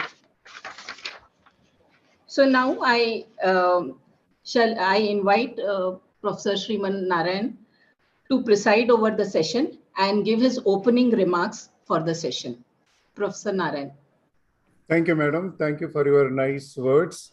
And respected the speaker for the technical session, Professor Srikanda Jonala Katta, and the head of the department and faculty members of the Department of Chemistry of Dada, Ramchand, Bakhru, Sindhu Mahavidyalaya, and office bearers of the ICNHTCS Nagpur chapter, and all the members of ICNHTCS throughout India, because I could see that most of the people are attending through online mode. And very good morning to all of you, including the participants who have joined this program through online. I am very happy to chair this session of the International Conference on New Horizons and Trends in Chemical Sciences, organized by the college as well as by the ICNHTCS Nagpur chapter. And particularly, I am happy to chair this session because the topic goes as novel mixer oxides and nanocomposites as sustainable catalyst for organic synthesis. Okay, organic chemistry is one of the subject somebody considered as a tough subject, but one of the very useful subject among chemistry, and a single element's history is the organic chemistry. The single element with the interaction of number of elements that makes a great volume in chemistry means that is the organic chemistry. Particularly the synthetic organic chemistry is highly useful for all the industries. So we have an eminent speaker here who is going to talk about the organic synthesis. Probably nowadays we are looking at the atom efficiency where we do not get any byproducts from any of the synthesis, particularly from the organic synthesis. And you know that catalysts play a key role in the synthesis of compounds, and particularly after the invention of nanomaterials, where we have improved the efficiency and the production by the use of this. Probably we will get more information about this, the role of nanocomposites and how exactly they are able to improve the reaction and how efficiently we are using all these nanomaterials for organic synthesis. We will hear this from our learned speaker. Before I invite the speaker, I would like to briefly say about our speaker, Professor S.P. Jonalagada, that is Srikanta Jonalagada, is currently a senior professor of chemistry at the University of KwaZulu-Natal, South Africa. And he is there since 2003. He received his BSc from Andhra University and MSc and PhD in chemistry from the Vikram University, Ujjain, India. He worked as a DFG research associate at the University of Bonn, Germany, and occupied different faculty positions at the University of Nairobi and Zimbabwe. He joined the University of Durban, Westville in 1995 as a professor of physical chemistry. Professor Jonalagada is an elected fellow of the University of KwaZulu-Natal, South African Chemical Institute, African Academy of Sciences, and AP Academy of Sciences of India. He has published more than 450 research papers and review articles in reputed and high-impact journals. He has participated in over 150 research conferences as a plenary or invited speaker in over 45 countries.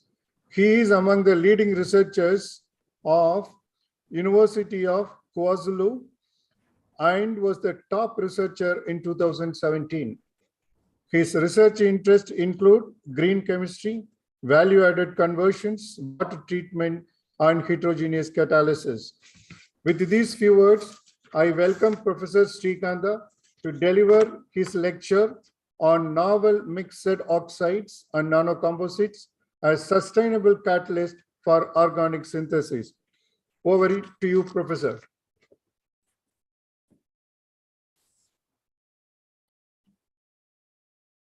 Can you see the screen? Not yet, sir. Not yet. No.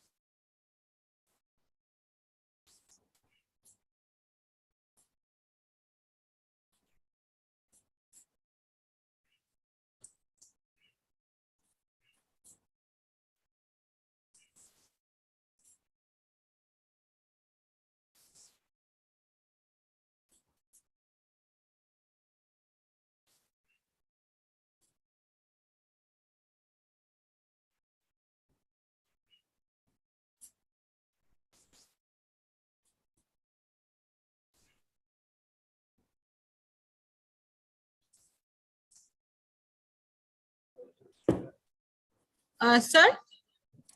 Okay, I got it. Just 1 minute. Yes, yes.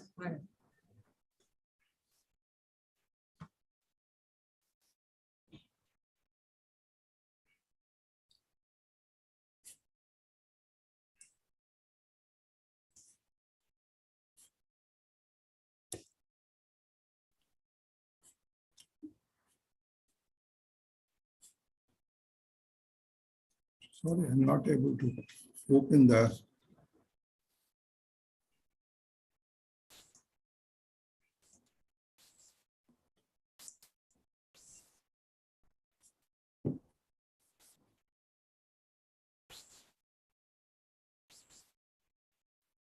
Can you see now? Is it okay now? Sir, So we can see your screen, but Yeah. yeah, But the lecture is not visible. slides are not seen, sir.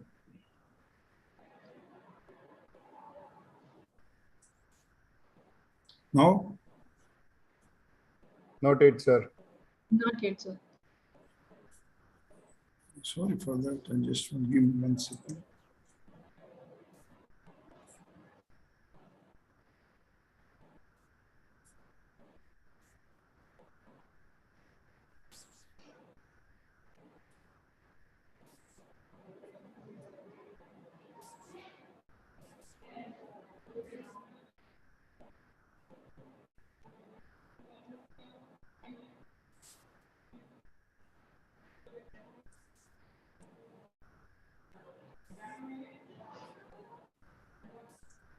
Can you see now? Yes, yes. Yes, sir. Now it's visible. Okay.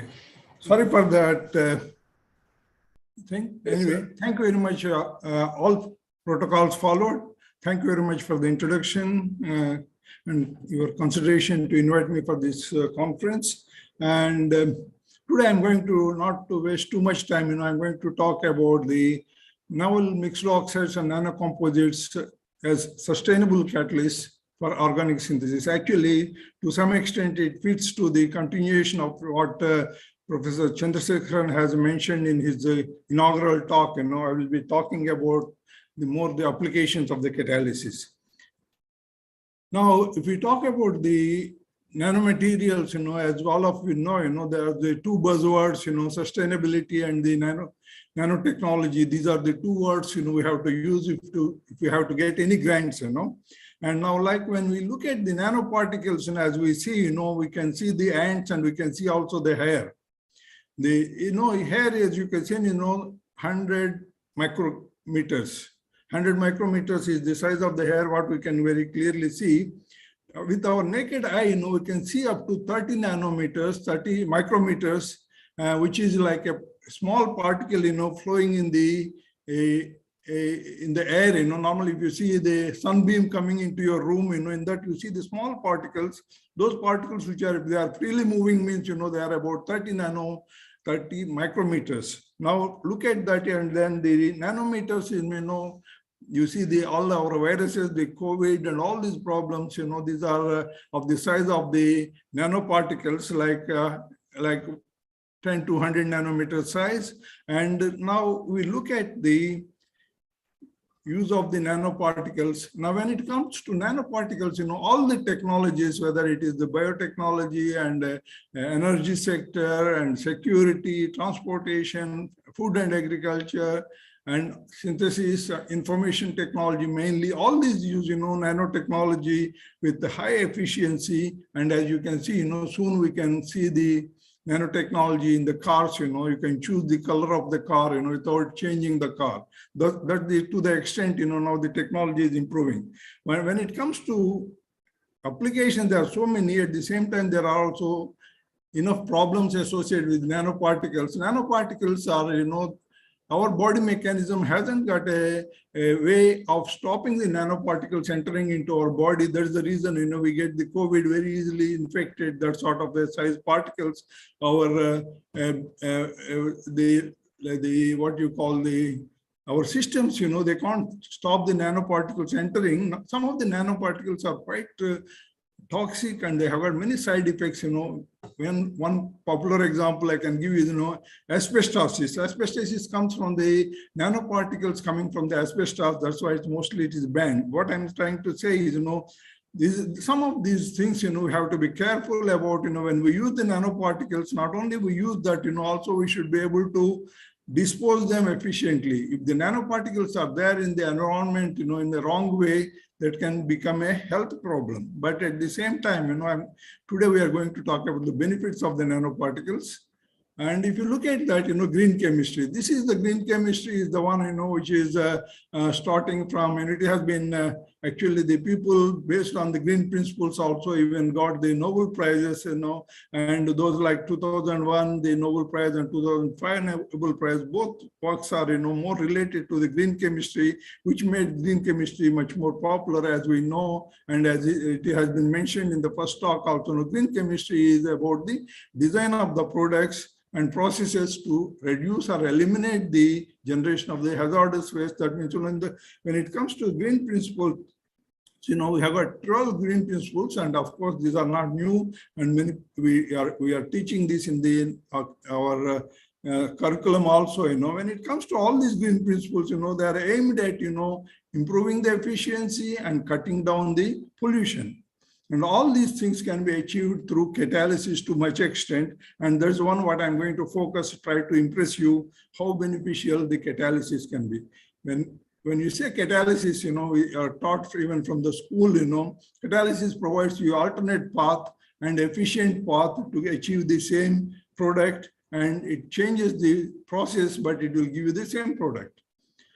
And when it comes to catalysts, you got plenty of variety of catalysts, like when you come to homogeneous catalysis and heterogeneous catalysis. In the heterogeneous catalysis, we have again the variety of materials we use. I'm going to focus on the heterogeneous catalysis. When it comes to homogeneous catalysis, it is like an enzyme catalysis, which is the biocatalysis, very efficient and very effective, and it's quite popular. And that is in the future, we'll have the biocatalysis used very efficiently and more profitably. But now I'm going to talk about the heterogeneous catalysis. As we know, heterogeneous catalysis compared to the homogeneous catalysis, there are certain differences and certain, advantages and certain benefits. Let us look at the homogeneous catalysis. Normally, homogeneous catalysis have got the high rates. Normally, you have got these are pollutants. Normally the catalyst is difficult to poison the catalyst. Normally, you achieve high selectivity and also at the mild conditions. And the disadvantages, if you look at, the short life of the catalyst and very difficult to recover the catalyst. And then, generally these catalysts are expensive because you can't efficiently recover. But the advantage of that is, mechanisms are very well understood how the reaction occur like that. But when it comes to heterogeneous catalysis, one of the problems is, the mechanistic understanding is not that good, but you get the job done. And at the same time, we have that how it is done is sometimes it's difficult to explain, but main advantage of it is it can be readily separated. That's the main advantage. Once you can separate, you can reuse it and again. That is the sustainability of the catalyst that is very valuable when it comes to the industrial process where the catalysts are very expensive. Catalysts like, if you go to petrochemical industry, it's a multi-billion industry, where they spend the billions of dollars for the catalyst. And with that, if it is a reusable catalyst, it's quite usable and actually quite profitable. And plus, it's quite long life of the catalyst. And now, if you can, sometimes the problems is, these are sensitive to the poisons, and also, selectivity is sometimes poor. Now, if you can address the couple of issues, one is to improve the efficiency and make it highly selective and make the reactions faster. And then, now the mechanism, now the advantage of that is, fully you can explore the heterogeneous catalyst. Now, when it comes to heterogeneous catalyst, we use various materials like the pores, depending on the pore size, microporous or the mesoporous or macroporous. That means, depending on the pore size, the small pores and big pores and like macroporous, so these things, sometimes they help in the selectivity of the reaction. The pore size, and if the reaction is occurring in the pore, that will allow only the molecules which can enter into the pore and fit into that. That's why sometimes porous materials are used as the active materials and also as the support materials.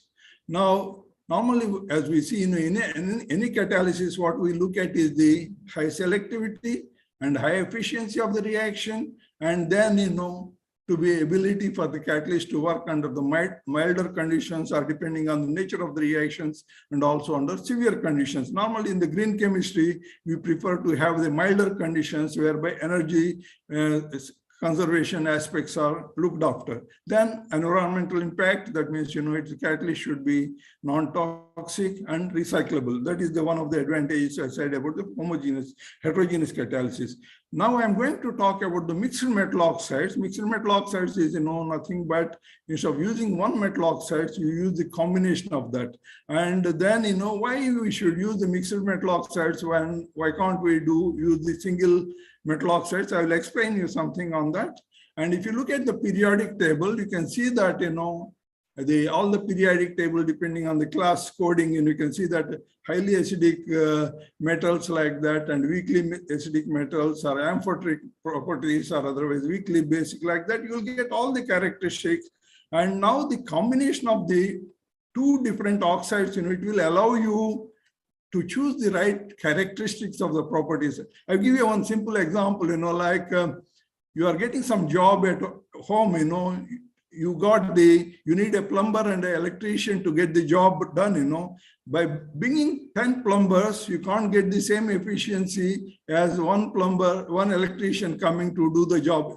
10 plumbers can do the job of there and they do a lot of a superficial job when it comes to electrical work. Similarly, you can't bring 10 electricians and no plumber, they can't do the job same efficiently. That means in the combination of that, it will allow you get your job more efficiently. That is the objective of using the mixed oxides. I will show you how you can achieve that.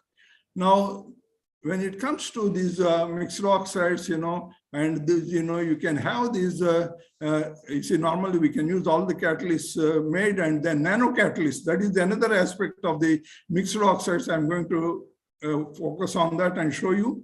And if you look at the, nano catalyst, what it means, use the active material, which is in small quantities, which may be more expensive, use the support material, and then, use the active material in the nano size, to get the efficiency of the nanoparticle without losing the material in the process.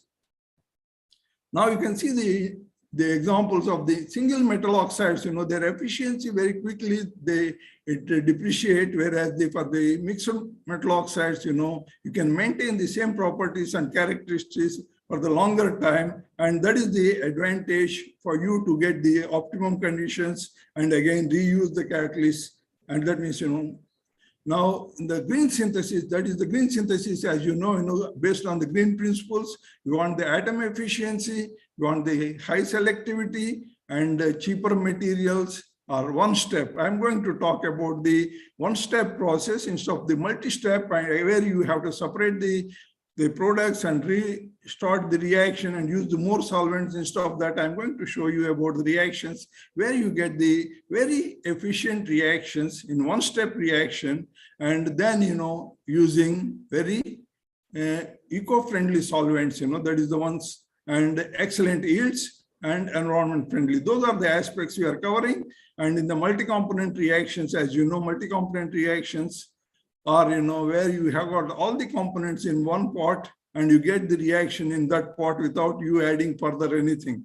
Whereas, as the stepwise reactions, many times we have of course, multi-component reactions are not possible for every reaction, but many reactions can be achieved. I'm going to show you in the stepwise reaction, every step, you have to purify the products. Depending on the efficiency, you lose a lot of material. I start with the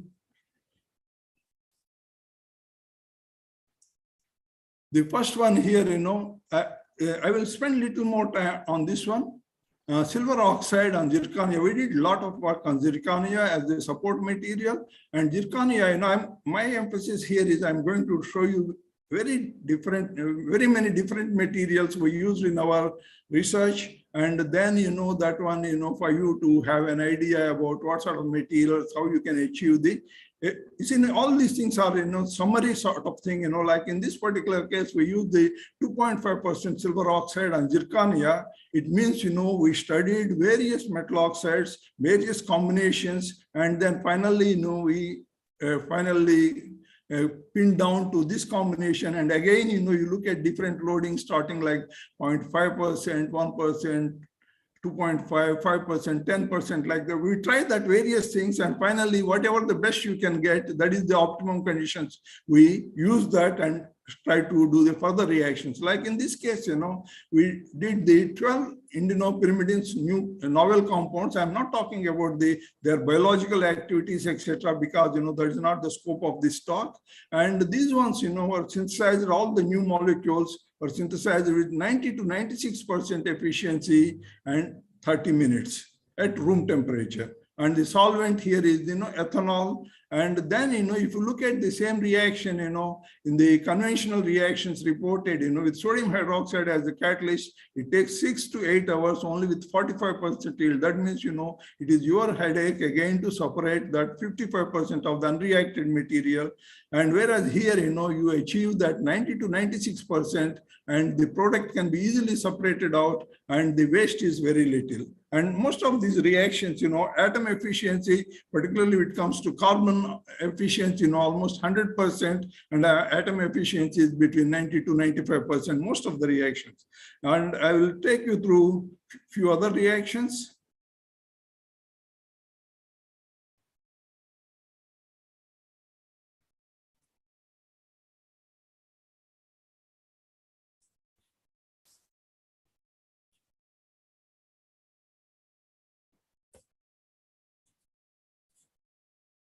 What is happening?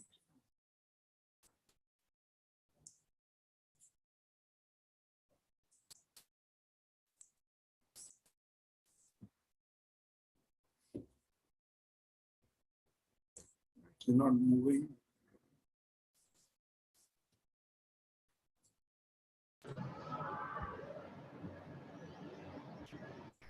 The slide is not moving. I don't know why.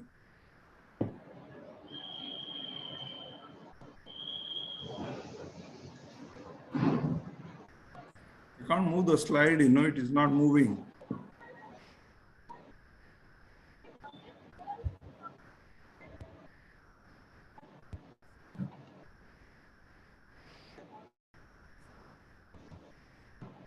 Sir, please reshare the screen once again. It might be possible that because of that.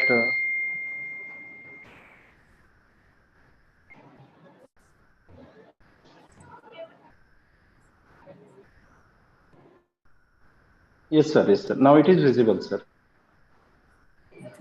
Visible, but Sir is not able to go on to the next slide. That's what. yeah, that's blocking. I don't know why it is so.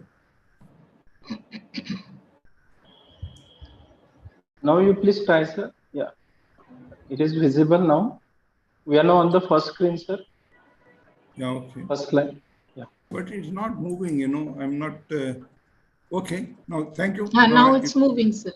No, sorry for that. I'm very sorry. Sometimes these are you have to bear with it, Okay. Now I'm talking about the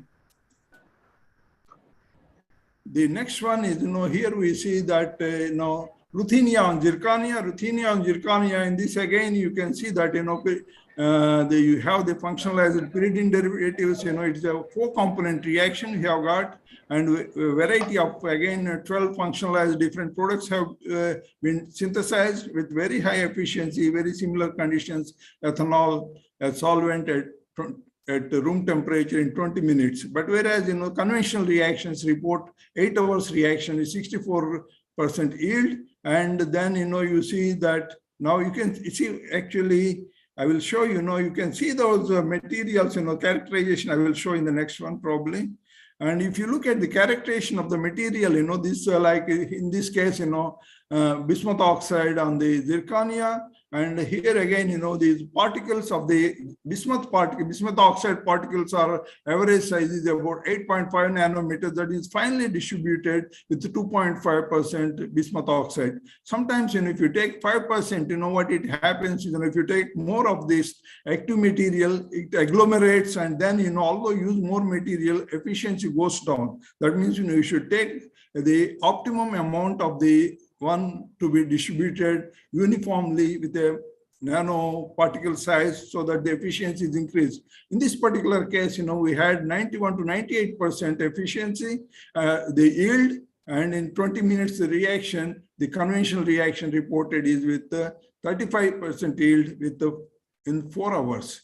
Now, here is another one with the bismuth and zirconia, the same catalyst we used. And now here again, we have that the reaction is, we have got in this particular, you can see the, like if you see the very finely distributed materials on the catalyst, on the, like, you can see the same image, very fine distribution of the material. The particulate size is very small, and the nano size, the efficiency of the reaction. But this particular reaction is not at room temperature. This is in water at 80 degrees. Now, in this case, nickel on zirconia, nickel oxide, it is again, we have the 2.5%, and this again, the particle size is similar, 8.5 nanometers, and 8 novel particles, the dihydropyridines have been synthesized with excellent yield, different, whether it is electrophilic or the material, you have got the products, substituent, irrespective of the substituents, you get the yields are quite good. And also this reaction at room temperature finishes in 45 minutes. It is that, the conventional reactions are much slower, and catalysts are most of the time, like in this case, it is 6 times recyclable. And you see that, some of the reactions, even they go up to 8 times recyclability. And in this particular case, you have got the another material, gadolinium, and this one is on zirconia again. And this one, you have a 3-component reaction with very excellent yields of 90 to 96%. And again, catalyst is recyclable up to 5 times and at room temperature, and reaction 30 minutes with ethanol as solvent. And all this, I have shown their characterization things, to show that they are all nanoparticles distributed on the support. And like this is another one with vanadium on zirconia. Vanadium on zirconia, a 4-component reaction. You have a 4-component reaction giving very good, yields and 20 minutes reaction, and very similar conditions, ethanol as solvent. That means what I'm trying to show here is, at room temperature with green solvent, you get in reaction, short reaction time, and with excellent yields, like, 90 to 96% yield. And here we have that yttria, yttria is the active material on zirconia, and you have got a 4-component reaction and giving you excellent yields, 88 to 95% in 20 minutes reaction time. And all these products, when you get the pure products, just wash them and you got them, no chromatography required further. And here I show you some different material. This is a functionalized zirconia. It's not a mixed oxide, it's a functionalized zirconia. This one is again, used to do synthesize the fused pyridine derivatives, and with 80 to 90% yield, and it's ethanol water mixture 1:1 ratio, and it reaction occurs at 70 degrees and in 3 hours. When you compare to the other reactions, it's a little slower reaction, but it is only a single one functionalized zirconia. Now I'll take you through the other materials, like here in this case, we have this ruthenium. It is on the calcium hydroxyapatite, and calcium hydroxyapatite is one of the cheaper materials. Hydroxyapatites are the part of our bones. These materials are very robust materials, and you can have the choice of impregnating in a variety of the metals, like bivalent or trivalent metals can be impregnated into that. In this case, we have the ruthenium. With this, you have 2 series of 4-component reactions. All the reactions yield 88 to 97% yields in both. You can see that 22 pyranopyrazoles have been synthesized with high efficiency in the sense, the yield and the time in less than 30 minutes, you at room temperature with ethanol as solvent, you get, whereas the conventional reactions reported with reflex conditions and using the catalyst again, stannous oxide as the catalyst, that takes 1 to 2 hours and still you get only 80% yield. Here in this case, you get in 30 minutes, the excellent yield at the room temperature. Now you look at another,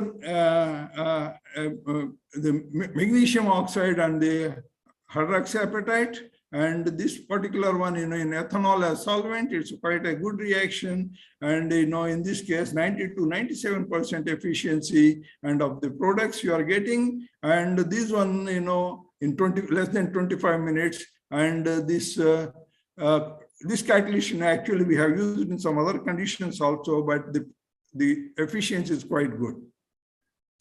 And here I take you to the combination of the nanocellulose with the hydroxyapatite. Nanocellulose with this nanocellulose unit can be used itself as a support to put other metal oxides as the active. In this case, it's not a multi-component reaction, is a simple condensation reaction, but the efficiency of this one is quite good, 90 to 96% yield in 15 minutes at room temperature, and is recyclable up to 7 times, quite efficient reaction and good yields. And here we have this one is, we have the, what you call the 2,4-diaminopyridine pyron derivatives. And these ones, here again, 12 new derivatives have been synthesized with very similar high efficiency. And, you have the reaction within 30 minutes at room temperature. And as I said, it is recyclable.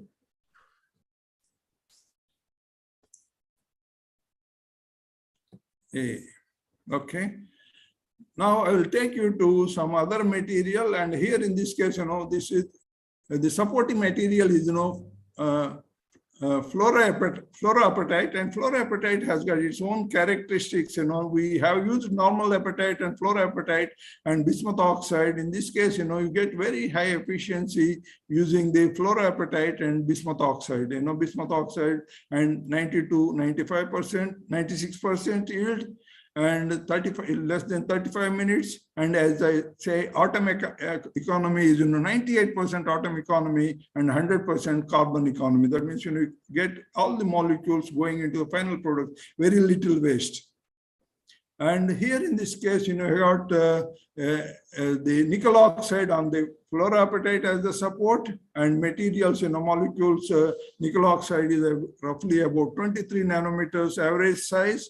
And the yields are same, and the room temperature, reaction is not at room temperature, is about 50 degrees, but in 40 minutes, the reaction finishes, and good yields and recyclable material up to 6 times.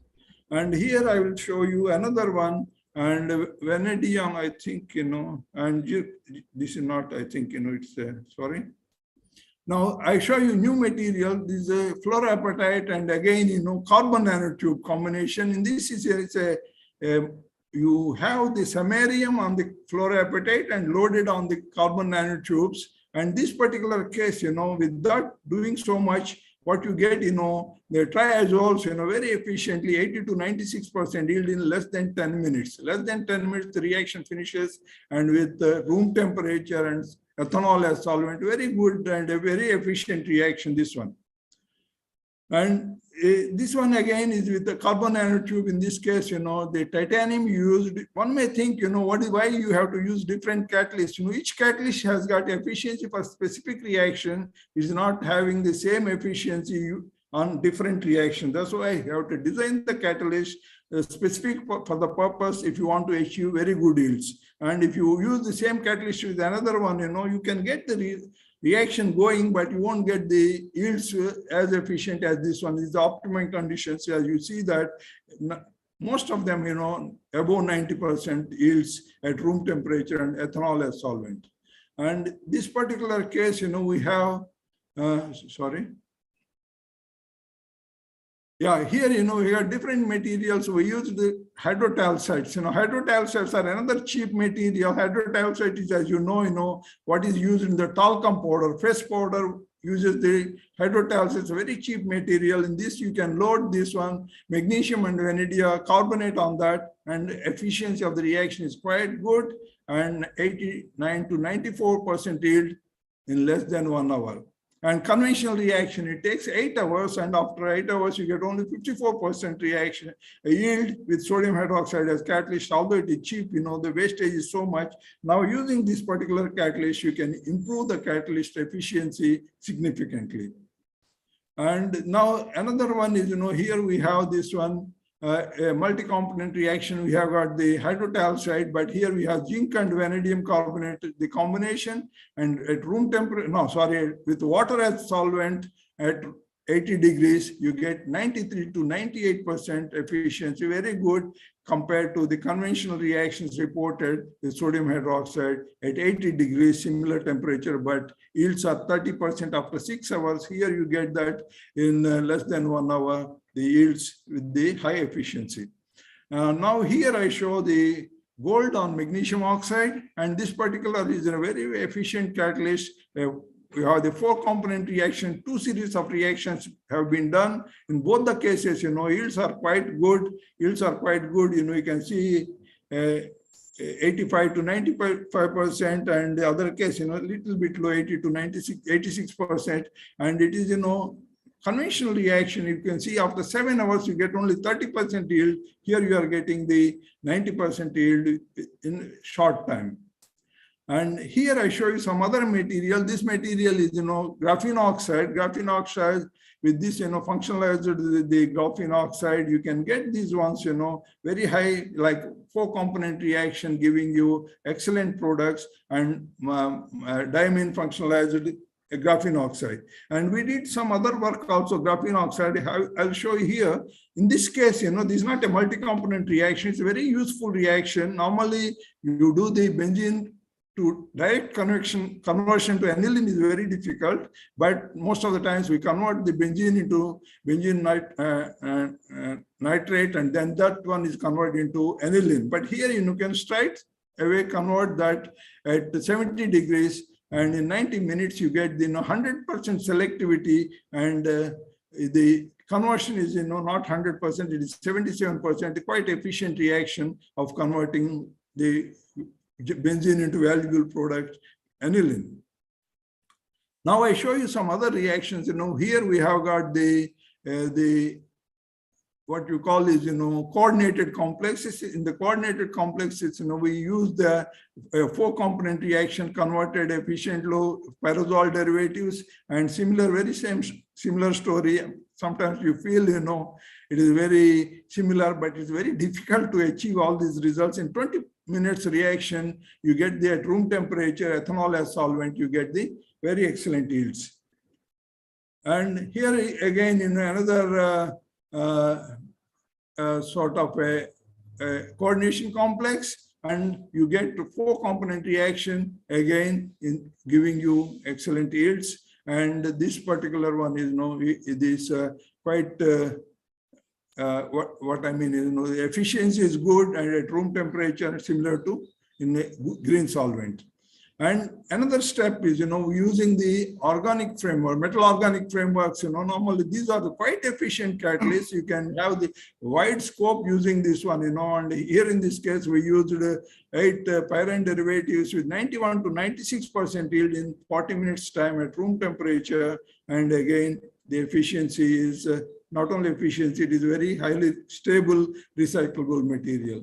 There is another carbon MOF used, is a cadmium one, and in this particular case again, we have the 3-component reaction giving you 90 to 96% yield, and reaction finishes in 15 to 25 minutes, and the yields are quite good at room temperature. And now, before I come to the end, I want to show you this particular reaction is, you have this, you can see that,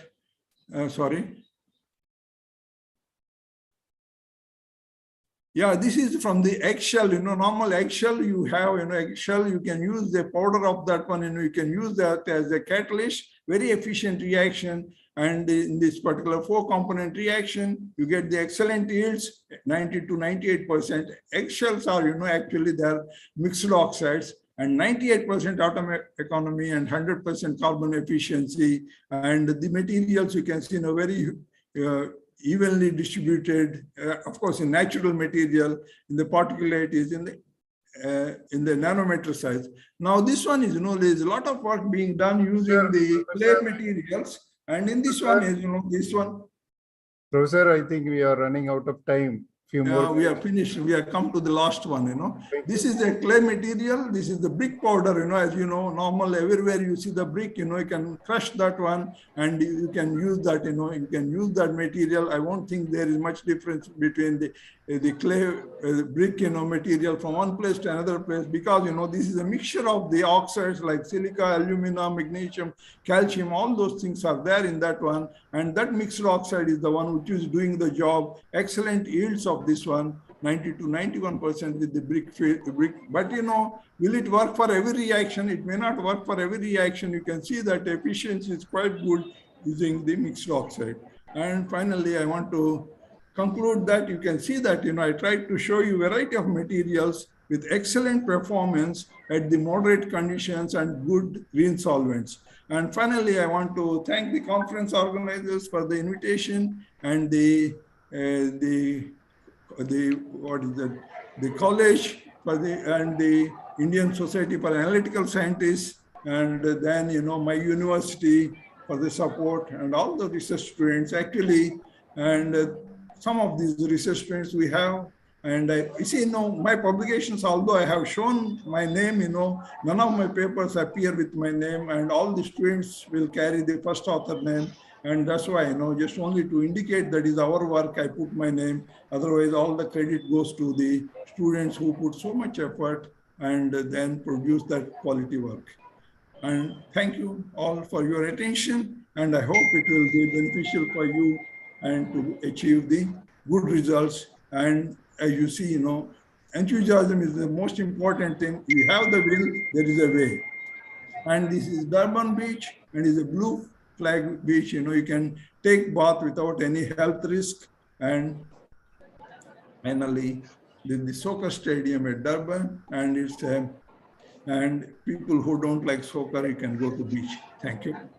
Thank you, sir. Thank you very much for your highly informative lecture on the organic synthesis, and also for the nice pictures. And I have asked the participants to post their questions if they have any in the chat box. So I have one question from our president, Professor Dr. Chandrasekhar. Is it possible to destroy the spike proteins of coronavirus using a specific purpose catalytic process based sanitizer? Yeah, you see, the thing is, that is a different aspect I didn't cover. We did a lot of work on the microbial infection and the advanced oxidation processes. Actually, that is a completely different topic. And definitely, we did a lot of work on the microbial disinfection, and you can use the advanced oxidation process very efficiently, like some of the oxidant, like ozone, or the many other things are there. It's a different topic. Maybe in another context, I will give a talk on the advanced oxidation process and microbial disinfection efficiencies. Thank you. Thank you, sir.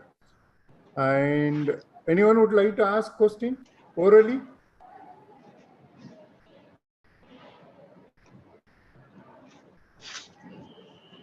Thank you. Thank you. No one is coming forward for any questions. Sir, I have a small question.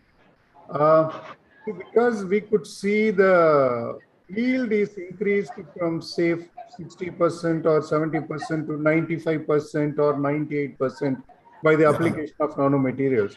But I could also see a statement that no chromatography is required. Yeah. Okay, since we have not achieved 100% conversion of the material. Yeah, but when you filter out, when you use this solvent, still the other particles will be there in the liquid phase, your product will come out solid, Okay, right. So the reactants are washed by the solvent. Okay, sir. I think there is one more question that has come up. What factors you consider to design a catalyst for a particular reaction?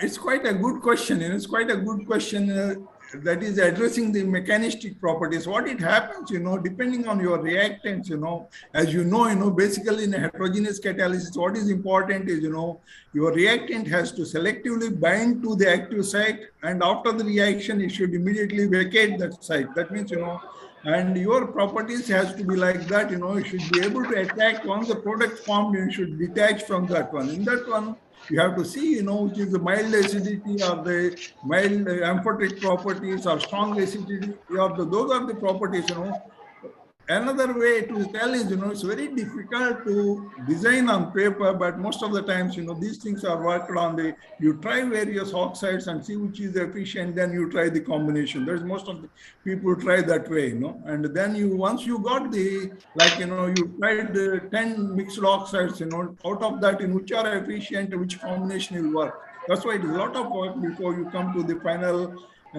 result, You can do that one by combination of the mixtures. As I said, you change the properties, like is it 5% working or 1% working, and all that. That comes to almost final stage.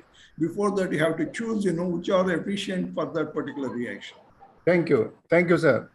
So on behalf, with no more questions, on behalf of the organizer, I thank Professor Srikanta Jonalukata for a wonderful lecture on the application of Nano Catalyst for organic synthesis, covering a lot of, providing a lot of details, starting from the type of catalyst and its advantages of heterogeneous catalyst and nano catalyst, and specifically some of the catalysts like zinc oxide, zirconium oxide, bismuth oxide, zircon, and nickel oxide, including the carbon nanotubes. The lecture was very informative, sir, and we thoroughly enjoyed your lecture. We hope the people will be in touch with you through the email for some of their queries with you in due course. And I take this opportunity to thank the organizers for giving me an opportunity for this technical session. And thank you, madam, very much. I return it to Swaroop Lakshmi Modalia. Thank you, ma'am. Thank you, sir. Sir, may I request Janal Gadda sir to stop sharing his screen now.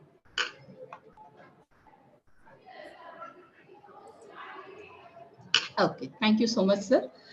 So now we are moving towards the concluding part of today's technical session. Indeed, as Narayanan sir has concluded it, it has been a very interesting session. Though we are running short of time, we did take up few interesting questions. Thank you, sir. I now invite Dr. Ratna Sarkar, Head of the Department, Sindhu Mahavidyalaya, to give the citation certificates to the chairperson of today's session as well as to the resource person. May we have Dr. Ratna Sarkar, ma'am, for doing the honors.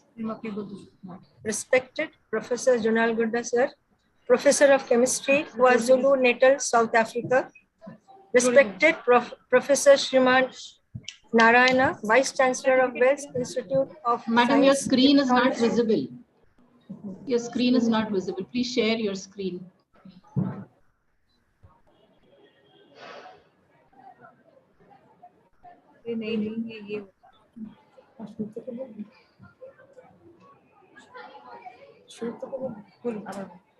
Respected Professor Jonal Gadda, Senior Professor of Chemistry, KwaZulu-Natal, South Africa. Respected Professor Sri Narayana, Vice Chancellor, Wells Institute of Science, Technology and Advanced Studies, Mr. Chennai. I, Dr. Sarkar, convener of this conference, on behalf of the team, International Conference on New Horizons and Trends in Chemical Sciences 22, place on record my deepest regard for accepting an invitation to honor the conference with your presence and enlighten the participants with your esteemed and dignified knowledge. I am delighted to see Dr. Chandrachuran sir has taken keen interest in our session, and thank you so much, sir. And let us formally place our gratitude to both the dignitaries. I hereby hand over the certificates of appreciation virtually and accept our gratitude towards you for being part of our conference. Thank you. certificate of appreciation is proudly presented to Professor S.B. Jonalgadda for delivering an invited talk during the technical section of an international conference on new horizons and trends in chemical sciences 22, organized by Department of Chemistry, Dada Ramchand, Bakhru, Sindhu, Mahavidyalaya, Nagpur, in association with the Indian Society of Analytical Scientists, Nagpur chapter, during 25th-26th March 22. Thank you.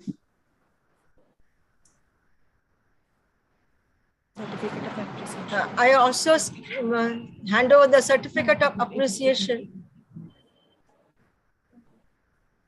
Thank you. Thank you.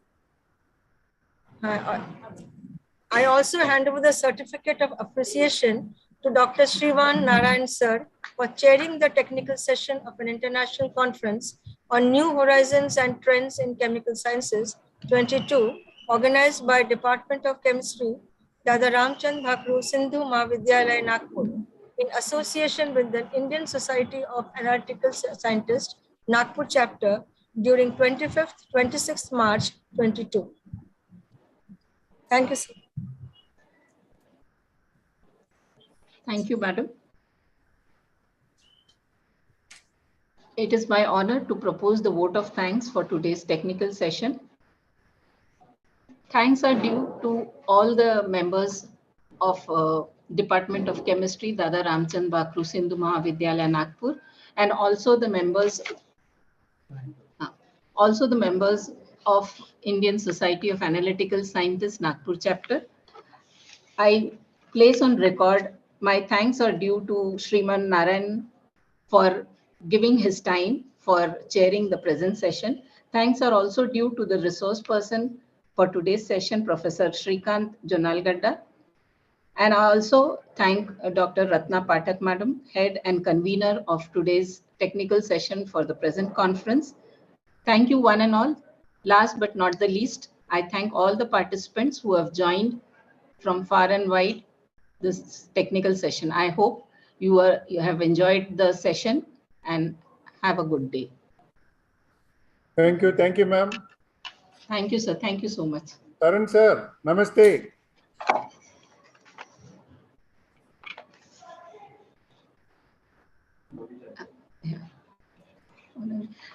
I now invite Ms. Babita Yadav, Assistant Professor, to take over the session to the next technical session. Babita Yadav, ma'am.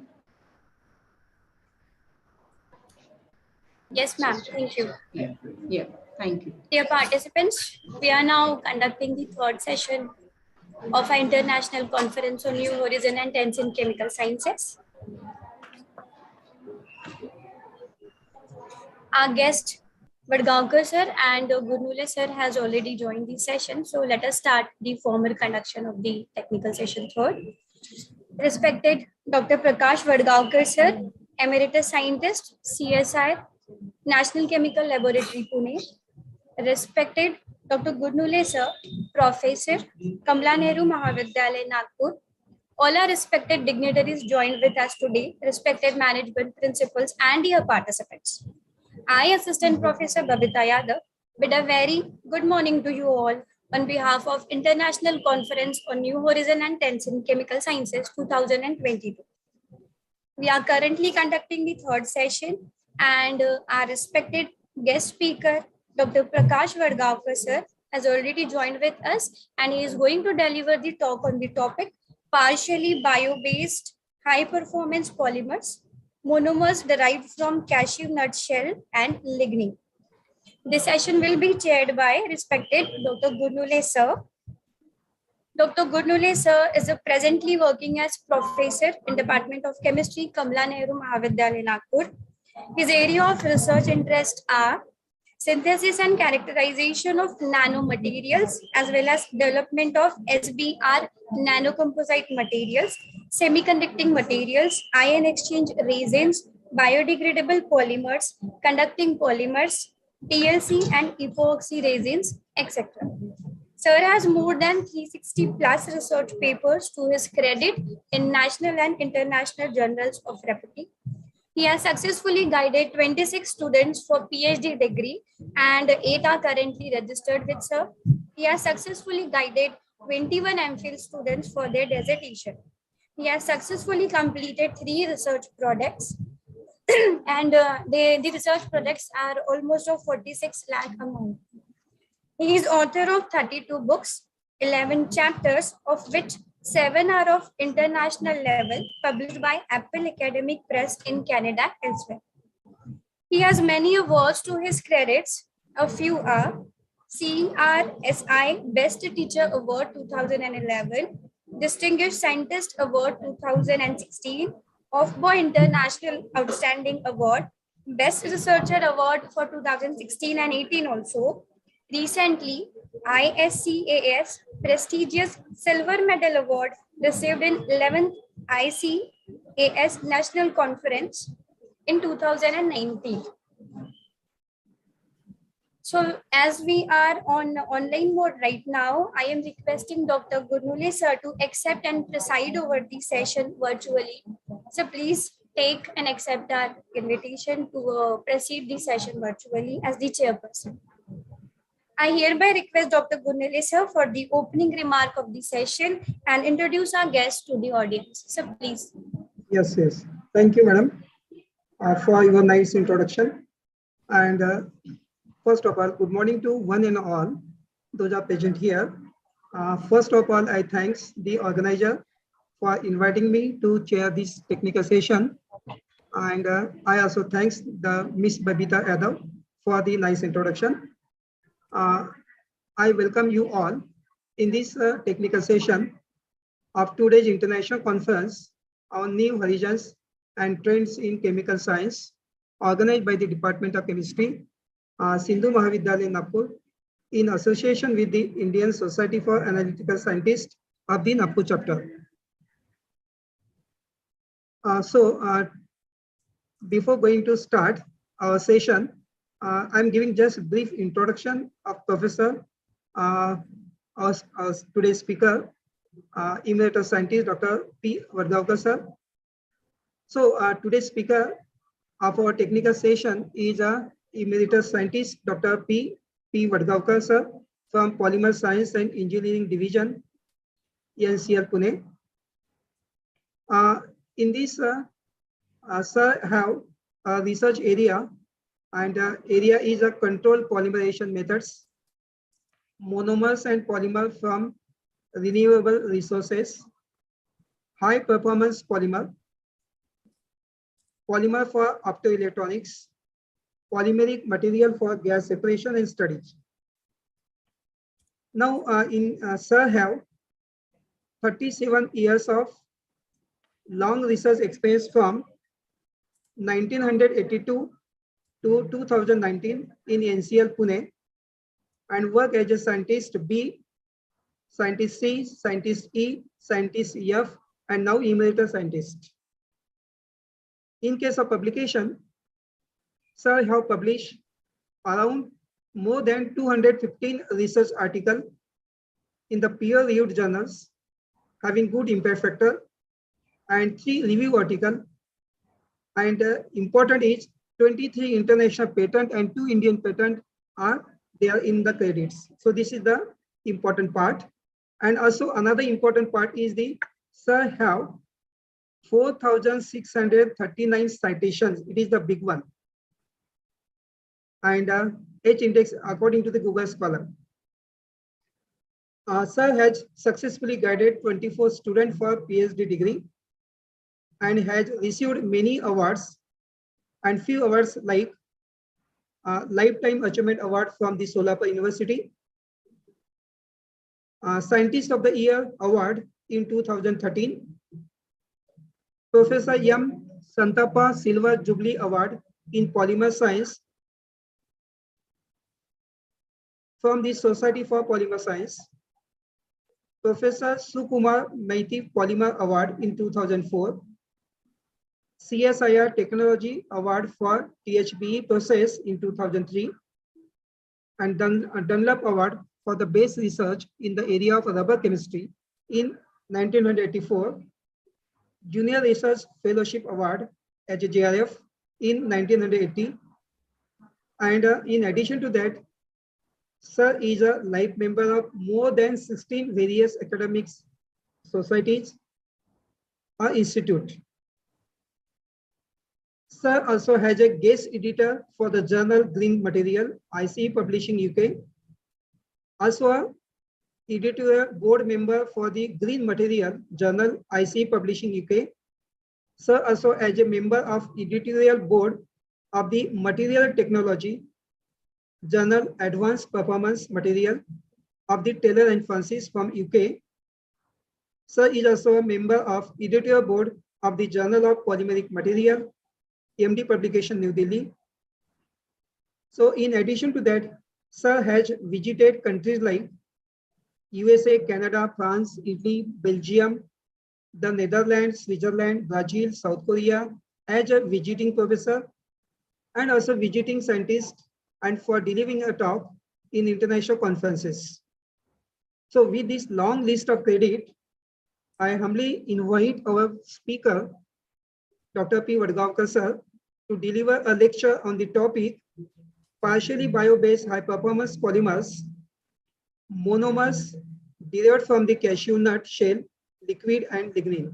So this is an important topic in case of polymer chemistry and in case of the high-performance polymer. So I invite Professor Vadgavkar sir to deliver the talk on the topic high-performance polymer, monomer derived from the cashew nut shell, liquid. Over to you, sir. Yeah, good morning. Am I audible? Yes, sir. Great. So at the outset, I would like to thank Professor Vasudev Gurnule. Of course, I keep receiving several emails from him, but this is the first time I'm I'm also meeting first time. Yeah, getting to see him. Of course, before I get into my presentation, I would like to thank the organizers of the conference for giving me this opportunity to interact with the fellow colleagues, faculty members, and student community. Okay. And I'm particularly thankful to the principal of the college, Professor V. Pense, organizing committee members, and Dr. Sunil Tahire, for inviting me to participate in this conference. And I would like to compliment the organizers for organizing this very important conference, and that too in collaboration with Indian Society of Analytical Scientists. Okay. So let me share my screen. So Professor Gurnule, do I have like 45 minutes from now on, or? Yes, from this time, sir. Yes, yes. Okay, great. So accordingly, I will see how much justice I can do to this topic.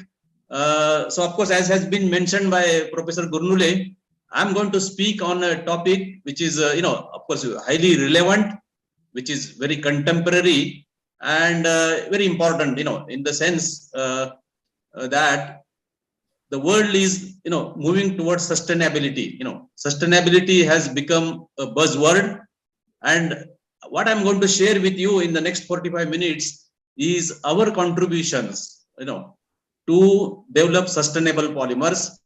And the reason I chose this topic is, of course, it's very close to my heart, and as I said, it's contemporary. And as there are large number of students who are listening to this presentation, I'm going to, sort of inspire the students by, conveying a message that we can be simple, but can make something which is meaningful.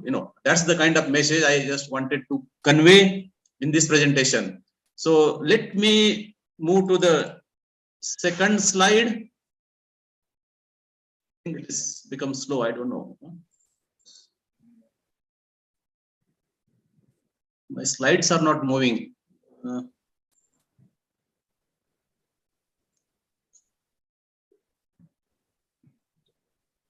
Just give me a minute. Yes, sir. Yes, sir.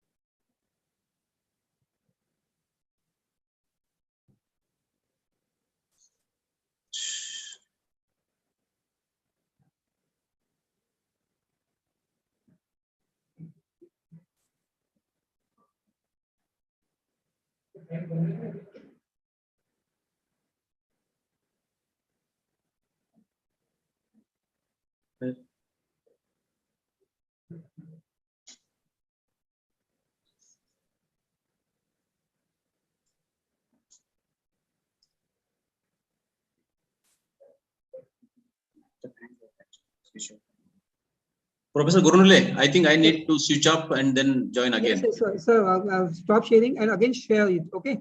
Yeah. And make a full screen, yeah.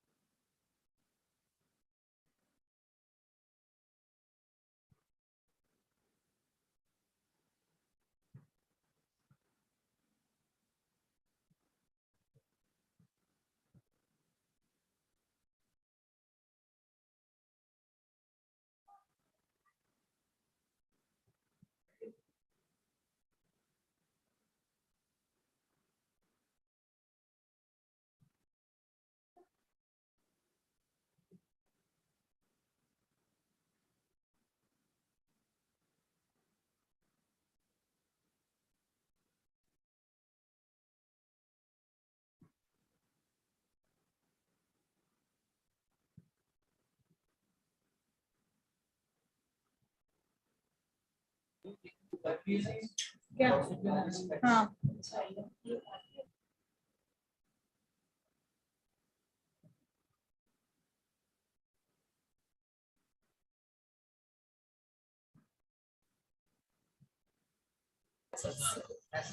Dear participants, we are facing some technical issues while joining the sir. Sir is rejoining again. Please keep patience till we are sorting the technical issues. Sir is joining within 2 minutes. We have just talked to him. Just wait for 2 minutes. We will continue the session.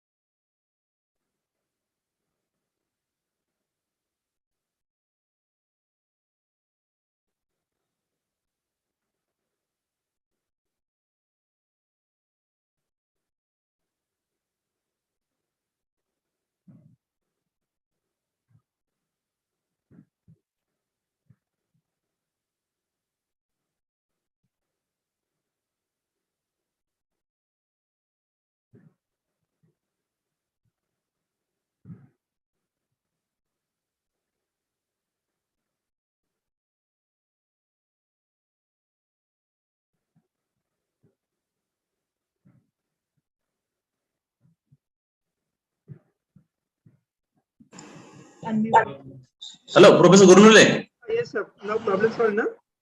But I am not able to join. I mean, not share the screen. Okay. I have been disabled. Okay, okay. He is not able Hello, to share Madam the screen. Bhagita, madam. Ask him to send the Kindly allow to share the screen. Sir, you will continue like this. No problem. We can see the pictures. Hello. Hello. Okay, yes. Yes, sir. Can you see the screen now? Yes, yes, sir. Yes, sir. Yes, sir. It is clearly visible. Great. I'm truly sorry, for this technical hitch. Perfectly fine. No issue, sir. These are technical issues. Nobody can do anything. Madam, tell me now, how much time do I have? Because I'm seeing already 20 minutes have passed, You accordingly. can continue with your pace. No issue, sir. Okay. I'm really sorry, I think this should not have happened. Anyway, Perfectly fine, sir. I will try to make it short, in order to stick to the time. But yeah. Okay, okay, sir. Okay, sir. So what I'm going to speak, of course, like I said, polymers all are around us. Okay. And in fact, it's very difficult to imagine modern world without polymers. But at the same time, the excessive use of polymers have created certain problems, and the world is facing basically the two issues. One is the resource utilization and waste generation. Of course, I could have given a separate talk on this topic, but what I want to convey the message to the young students here is, the chemists, both in the academic world and also in the industry, are trying to develop polymers which are sustainable. And I'm going to explain to you the meaning of, the term sustainable later. And next, what I'm going to share with you is, our work related to valorization of agricultural waste products, like cashew nut shell liquid. And if the time permits, I will also talk about utilization of lignin derived aromatics, to synthesize monomers, basically, which are the building blocks of polymers. Okay. And having synthesized those, monomers, which are so-called carbon neutral monomers, okay, meaning they come from renewable resources, we have synthesized some high performance polymers. As you know, polymers are like classified as commodity plastics, specialty plastics, and high performance polymers. And so when I say high performance polymers, mean these are the polymers which are used for heavy duty applications, like high temperature polymers or polymers with excellent mechanical properties. Okay, so this is what the outline of my talk is. So of course, the importance of polymers, I think, all of us appreciate, and it's a huge industry. The world produces close to 350 million tons of plastics every year. Okay, and the first ever synthetic, man-made polymer was prepared in 1909. So the polymer science has a history of 110 years, but this industry has grown to such a stage. It has already, the plastic production has already surpassed the plastic production of steel. and this industry is growing at the 10% per annum, and you can see the range of applications. So to cut a long story short, I can tell you that the polymers are used from mundane applications like bucket to rocket. Okay, and whatever the technological advances which we are seeing around us would not be possible if there were no polymers. And I think the world has experienced during the time of Corona. Before this vaccine came into picture, there was no other defense for humanity to fight against the Corona. This PPEs, that is what came to the rescue, and PPEs are made from plastics. Okay, so this is what the importance of plastic in the modern world is. Okay, next. And of course, this is a long, since the time is short, let me tell you that, what are the current topics or contemporary topics in polymer science, because all these years, polymer chemists have stitched together the building blocks and made polymers. But now what the world is looking at, how to, unzip the polymers and get back the monomers. I mean, that's what the current theme is. And these last two, bullet points are important. The polymer recycling has taken a lot of prominence, and the polymers which are sustainable, meaning the polymers, which, we can derive by meeting the needs of present without compromising the ability of the future generations to meet their own needs. Okay, that's what sustainable polymers is. Again, I could have given a separate talk on this, but what is important to remember is the polymers which are environmentally friendly, the polymers which are safer, and the monomers which are carbon neutral. That's the kind of current research theme is. And these three words are very, very important when we talk about tackling the issues which have been created by polymers, like reuse, reduce, and recycle. That's what the current theme of research is in the area of polymers. And of course, when we talk about polymer industry, basically organic polymers is basically a petrochemical refinery. Okay, because all of these building blocks like ethylene, styrene, vinyl chloride, they all come from petroleum resources. And of course, I already told you that it's a very, very huge industry. But one of the major problems with plastics is these are non-biodegradable. They persist in the environment. Okay, so this is a major issue when we talk about handling of the plastic waste, and that's why the current theme is how can you make the polymers which are environmentally friendly or sustainable. And there are various stages when we talk about polymer manufacturing, like getting the monomers from the feedstock like petroleum resources, which could be coal, natural gas, or petroleum. Then we make the monomers, and then monomers are polymerized to make the polymers.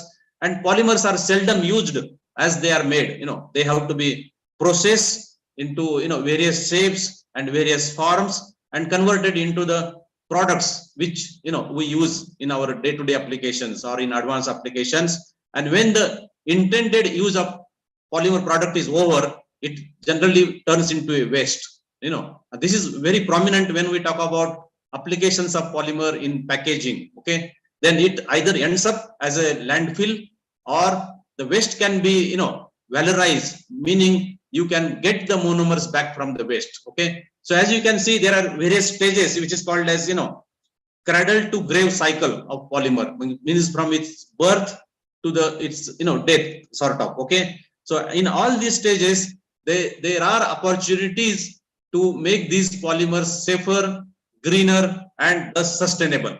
Okay, I just want to tell you the philosophy here. And what I have compared here is, because Mother Nature is a great scientist. Actually, it's an uncontested master. Okay, and Mother Nature produces 150 billion tons of plastic every year. Okay, while our synthetic polymer industry, we produce, like I said, 350 million tons of plastics every year. You can see in Mother Nature there is absolutely no pollution. Okay, but while in synthetic polymers, there is so much of pollution. Hardly 8 to 10% of plastics are recycled. Okay, that's why it's important to learn from Mother Nature, and the world actually is trying to develop polymers mimicking the nature. That's what the message I just wanted to convey at this point. The question might come to somebody's mind, if Mother Nature produces plastics in such a huge quantity, what is the need to make synthetic polymers at all? Okay, but the answer lies here. We cannot completely depend on natural materials, for the modern world, because you cannot get the kind of properties, like polymers are used in extreme environmental conditions, and of course, if you are talking about polymers in space applications, they experience extreme temperature conditions. Okay, so obviously the natural materials won't survive, those kind of conditions. That's why definitely we need, semi-synthetic or synthetic materials. Again, I could have given a separate talk on this topic, but you can see here, if you depend completely on natural materials, it's unviable. Okay, and here are the two examples. Like for this electrification industry, we need insulators. And earlier people used to use insulator which is derived from shellac. Okay, but for today's modern world, with this growing population, we cannot completely depend on natural materials to meet our needs. Okay, that's why there is definitely need to go for synthetic materials, and this is actually the motivation or reason why these synthetic polymers were developed, and they have become so prominent, and become integral part of our day-to-day life. Okay, but the issue, like I said, there are two major issues which polymer industry is confronted with. One is the waste generation, or and other is the resource utilization. Now this slide I think is important because I would like to spend a couple of minutes trying to convey the important message, and that's why I think that especially the young students, they should be mindful when they make use of polymers. Okay, and you can see today's plastic industry is basically a petrochemical industry, and these are the basically three resources, and as you know that these are non-renewable resources like petroleum, coal and natural gas. Okay, because the entire chemical industry, basically fossil resources are used in energy industry, and also for making fine chemicals and plastics. And what we do in chemical industry is we process these fossil resources or non-renewable resources and convert them into chemicals, fuels and polymers. Okay, and the lifetime of these polymers or chemicals is somewhere between 1 to 10.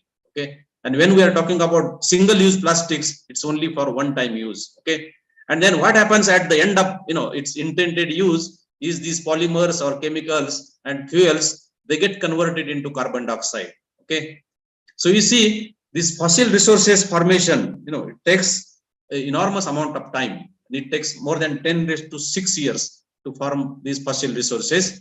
And what we do, such a precious material, which has taken more than 10⁶ years to form, it gets converted into carbon dioxide, which is a greenhouse gas. Okay, so this is the problem, with depending on petrochemical industry. Okay, because these resources are limited. By the way, because people think these resources are unlimited, but friends, these resources are limited. Okay, and they are non-renewable because it takes such an enormous amount of time to form these resources. Okay, that's why the consumption pattern also becomes very, very important. Okay, and then what these plants do, the plants take carbon dioxide and by photochemical synthesis, the photosynthesis route, they fix this carbon dioxide and convert that into carbohydrates. Okay, and that's what we eat as a food. So though science and technology has developed so much, but we still depend on plants. Okay, these renewable resources like animals and plants for our food. And the question is, when we talk about this food industry, there is a lot of agricultural waste products which are formed. Okay, now the question is, and this is what actually is the current theme of research: can we use these agricultural waste products? Again, not competing with the food chain, but these are waste materials, and can we take these waste materials and convert them, by catalytic methods or by biotechnological methods into chemicals or the building blocks of polymers? Okay, and because unlike these fossil resources which are limited and non-renewable, agricultural waste products are renewable, meaning as long as sun will be there, renewables will be there, meaning their supply is guaranteed. Okay, so that's why there is a reason to go for using these agricultural waste products, because these will be available to us, in huge quantities and annually. Okay, that's the motivation or inspiration to use agricultural waste product. Okay, so there is a paradigm shift from petro refinery to biorefinery. Okay, this is a concept where we use agricultural waste products, and these are available in abundance, like cellulose, natural fibers, starch, fats and oil. Of course, when I'm talking about fats and oils, these are non-edible oils and proteins, and you can see these numbers, like 10 to 13 billion tons of biomass is produced every year. Okay, and cellulose, the Earth's most abundant polymer, the output is 10 to 11 tons per year. Okay, so these are available in, plentiful. Okay, so let's look at, what we do in petrochemical industry, like these hydrocarbons, like naphtha processing gives you, I just taken one simple example here, the paraxylene, and we oxidize paraxylene to terephthalic acid, which is a common monomer for making polyethylene terephthalate. Okay, so in petrochemical industry, it's about introducing functionality into the, those substrates like paraxylene to make terephthalic acid. And what we do, in case of using agricultural waste product, these are overly functionalized, like carbohydrates, meaning these are the compounds containing carbon, hydrogen, and oxygen. Those have to be defunctionalized to make the monomers or the basic building blocks. Like, this is something like mimic of terephthalic acid, pyrrole dicarboxylic acid. So basically, it is defunctionalization, or removing the excess functionality into these chemicals to make the monomers. So that's the difference between petrochemical industry and biorefinery. And of course, the biorefinery concept has been around. Of course, till 1940, actually, the world depended on bio-derived materials, for our daily needs. Okay, but this petrochemical industry came into prominence, and since the petrol was available at cheap rate, we have used those petroleum resources to make the basic building blocks. Okay, and now the world is now going back to the mother nature, and you can see the ethylene, which is the most common monomer, which is derived from petrochemical sources, can also be made from agricultural waste product. Here is an example where, the molasses, which is a byproduct of sugar industry, can be converted by fermentation process into ethanol, then dehydration to ethylene, and then ethylene is a precursor for polyethylene and also ethylene glycol, which is a monomer for polyethylene terephthalate. And this is a commercial reality. There are companies like Braskem in Brazil, they produce polyethylene, commercially, wherein the ethylene is derived from bioethanol. Okay, so the point here was, like we cannot depend indefinitely on petrochemical resources, but there is an urgent need to move or to shift to agricultural waste product. And I already gave you the numbers, they are available in huge quantities. Here is another slide which tells you, the kind of bio-based building blocks or renewable resources like wood, bacterial biomass, algae, animal residue like chitin, chitosan, and plant residues like vegetable oils, of course, non-edible oils, then natural products. Now, among this, I'm going to talk about cashew nut shell liquid, which is available again in abundance, not as much as what, is lignin or cellulose, but there's a sizable quantity of cashew nut shell is produced, as a byproduct of cashew processing industry. Okay. So, this is a India-specific raw material because India is the third largest producer of cashew nut shell liquid. Okay, and it's a non-edible oil, means we don't eat, like sunflower oil, or groundnut oil. It's a non-edible oil. That's why there is an alternate market is not only desirable, but it is essential. Okay, this was the motivation for us to, work on valorization of cashew nut shell liquid because it's abundantly available. It's agricultural waste product. It's economical. It's dirt cheap. Okay, and it's an industry viable product. And you can see it's sold at the rate of 25 to 30 rupees a kilogram. And the world availability is shown here. You can see availability of India is 75,000 tons per annum. Okay, and India is the third largest producer. But the irony of situation is, India actually exports raw cashew nut shell liquid to countries like China and the United States. And there are companies, like Cardolite Corporation, which is the world's largest, company which makes products based on cashew nut shell liquid.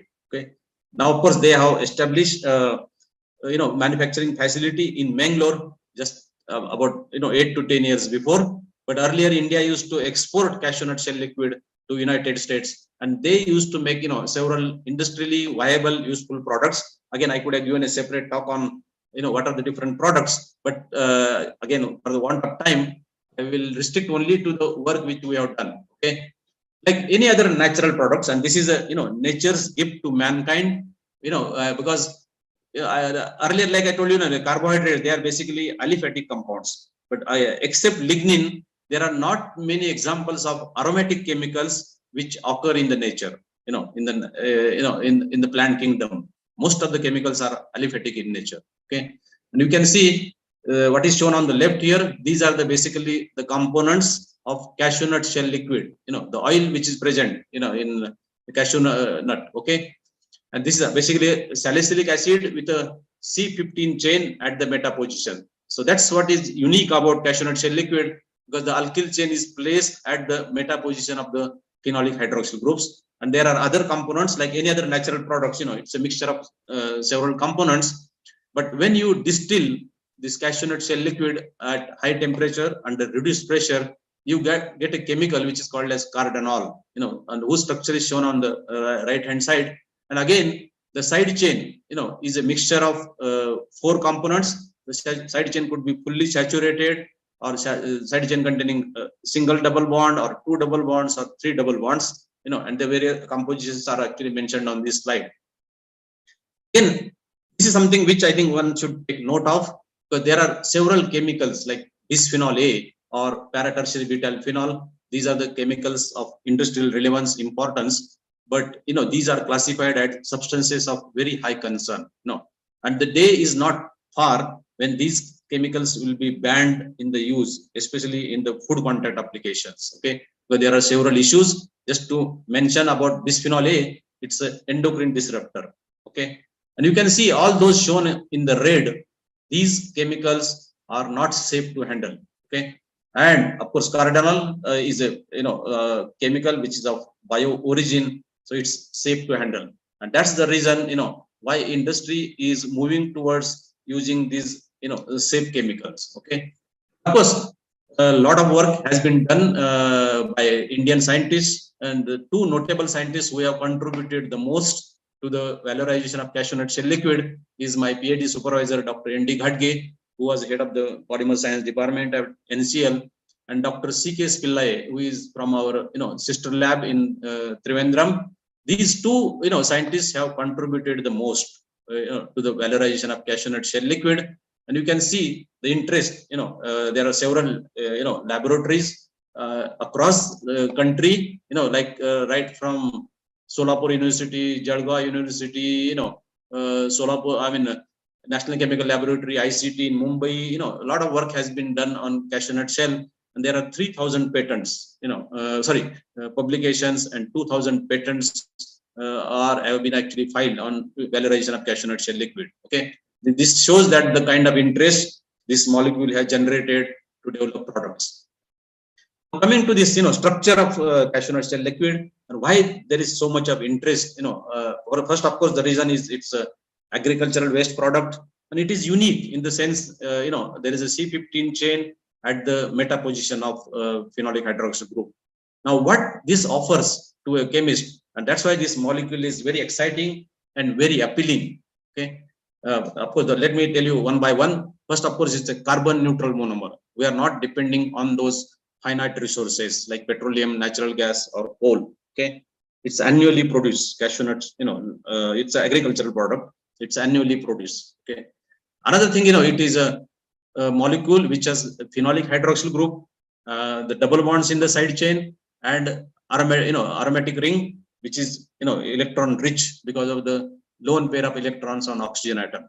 Okay, so one can carry out the kind of reactions which are listed here. The OH group can participate in reactions such as alkylation, acylation, Ullmann esterification, dehydration, phosphorylation. I'm sure the students can relate very easily. These are the kind of reactions which they have studied in undergraduate college. Okay, so OH group can participate in all those kind of reactions, and the double bond can undergo reactions such as hydrogenation, bromine addition, epoxidation, hydrocellulation, hydroboration. So you can see, it offers rich variety of reactions which can be performed on the double bond, like ozonolysis, metathesis, or even click reactions, like thiol-in kind of reactions. Okay, and talking about the reactions of aromatic ring, this being electron-rich ring, you can carry out electrophilic substitution reactions like halogenation, nitration, sulfonation, or condensation reactions like Mannich reaction or enzymatic coupling or ring hydrogenation. So you can see, in fact, I have never come across any such molecule which can participate in so many variety of organic transformations. And this is what has been exploited by organic chemists and polymer chemists. The reactivity of those three centers and made a range of products. And these are not yet another products, but products with differentiated properties, okay, or enhanced performance. So this is what I just wanted to highlight the point. I will just give some few examples of the work which we have done in our laboratory, where the valorization of this cashew nut shell oil was done. And again, the main motivation of my talk is to inspire the students. And like I said initially, you can keep it simple, but make something which is highly useful. Okay, but like you say, this agricultural waste product is abundantly available. It's cheap, and we have started with that. Cardinal, and like I said, you can make use of the knowledge of simple organic chemistry, what you study in undergraduate college, and develop products which are useful. You can see here at the bottom, there are two important monomers which have been designed and synthesized from cardinal, okay, which is an agricultural waste product. And all the reactions sequences what we have used here are scalable, meaning they can be done on kilogram scale. Okay, and all the reactions are simple textbook organic chemistry reactions.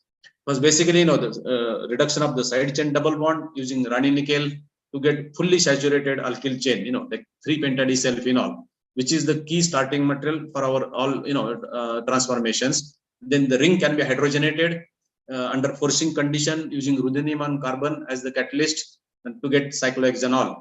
And this is a secondary alcohol which can be oxidized. In the laboratory we use pyridinium chlorochromate to get cyclohexanone. So this is like a synthon, basically like an acetone. And the bisphenol A, which is the most common monomer in step growth polymerization reaction, is made from acetone and phenol. So likewise, we have replaced acetone with 3-pentadicyl cyclohexanone and condense that with phenol to get a bisphenol, and with aniline in the presence of aniline hydrochloride to get the diamine. So basically these are the difunctional monomers. And as you know, when you want to make a polymer, you need a difunctional monomers.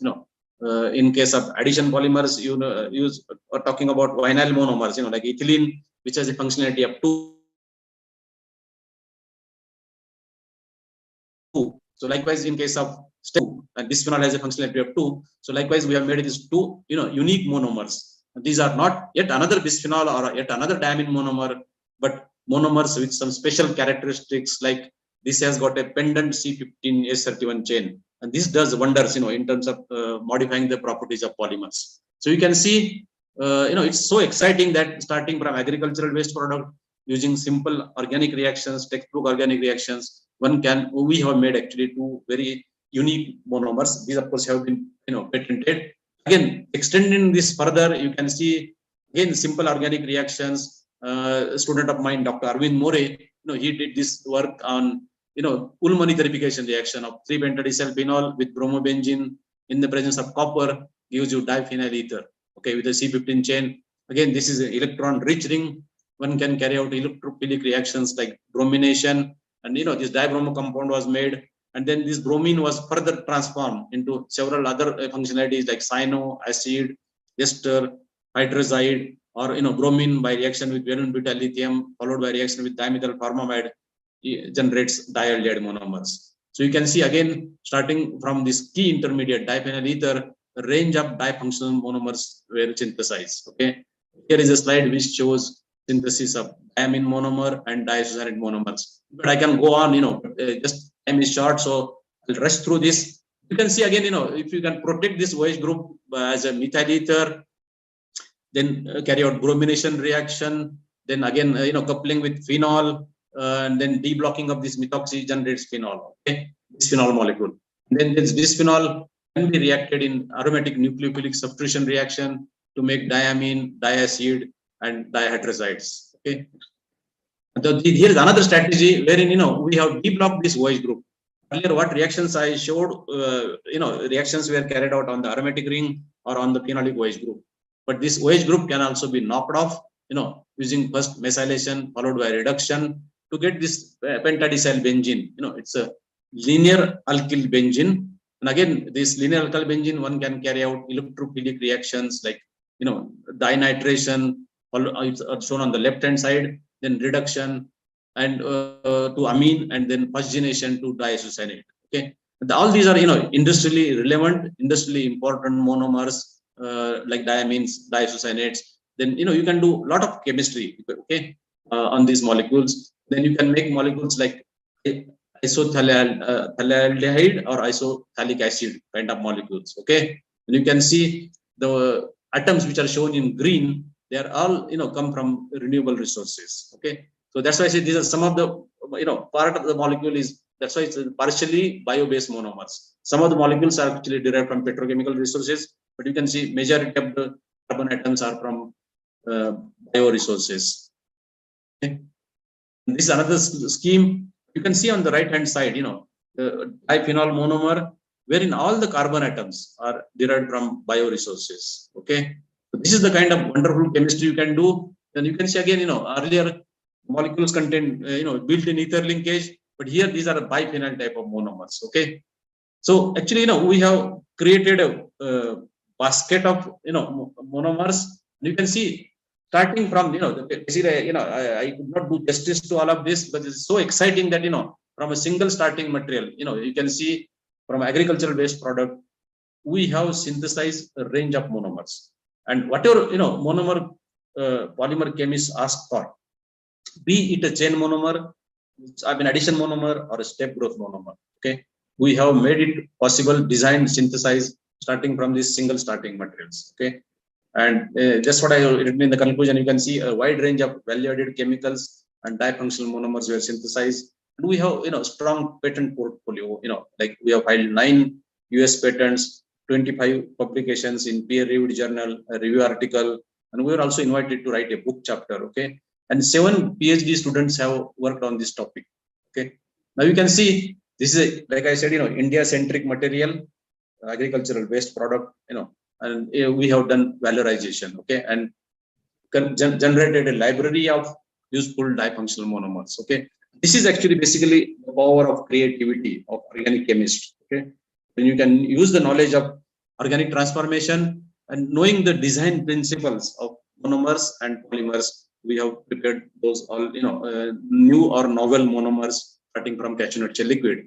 And of course, these monomers were obtained in very pure state, meaning when we are talking about step growth polymerization, the monomer has to be close to 100% pure. Then only you can build high molecular polymer.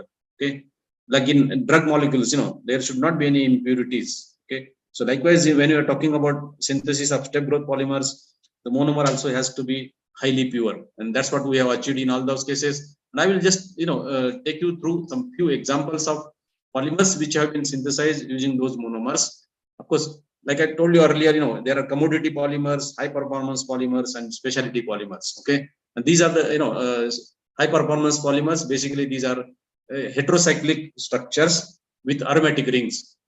I think most of you are familiar with nylon 6,6, which is basically an aliphatic polyamide.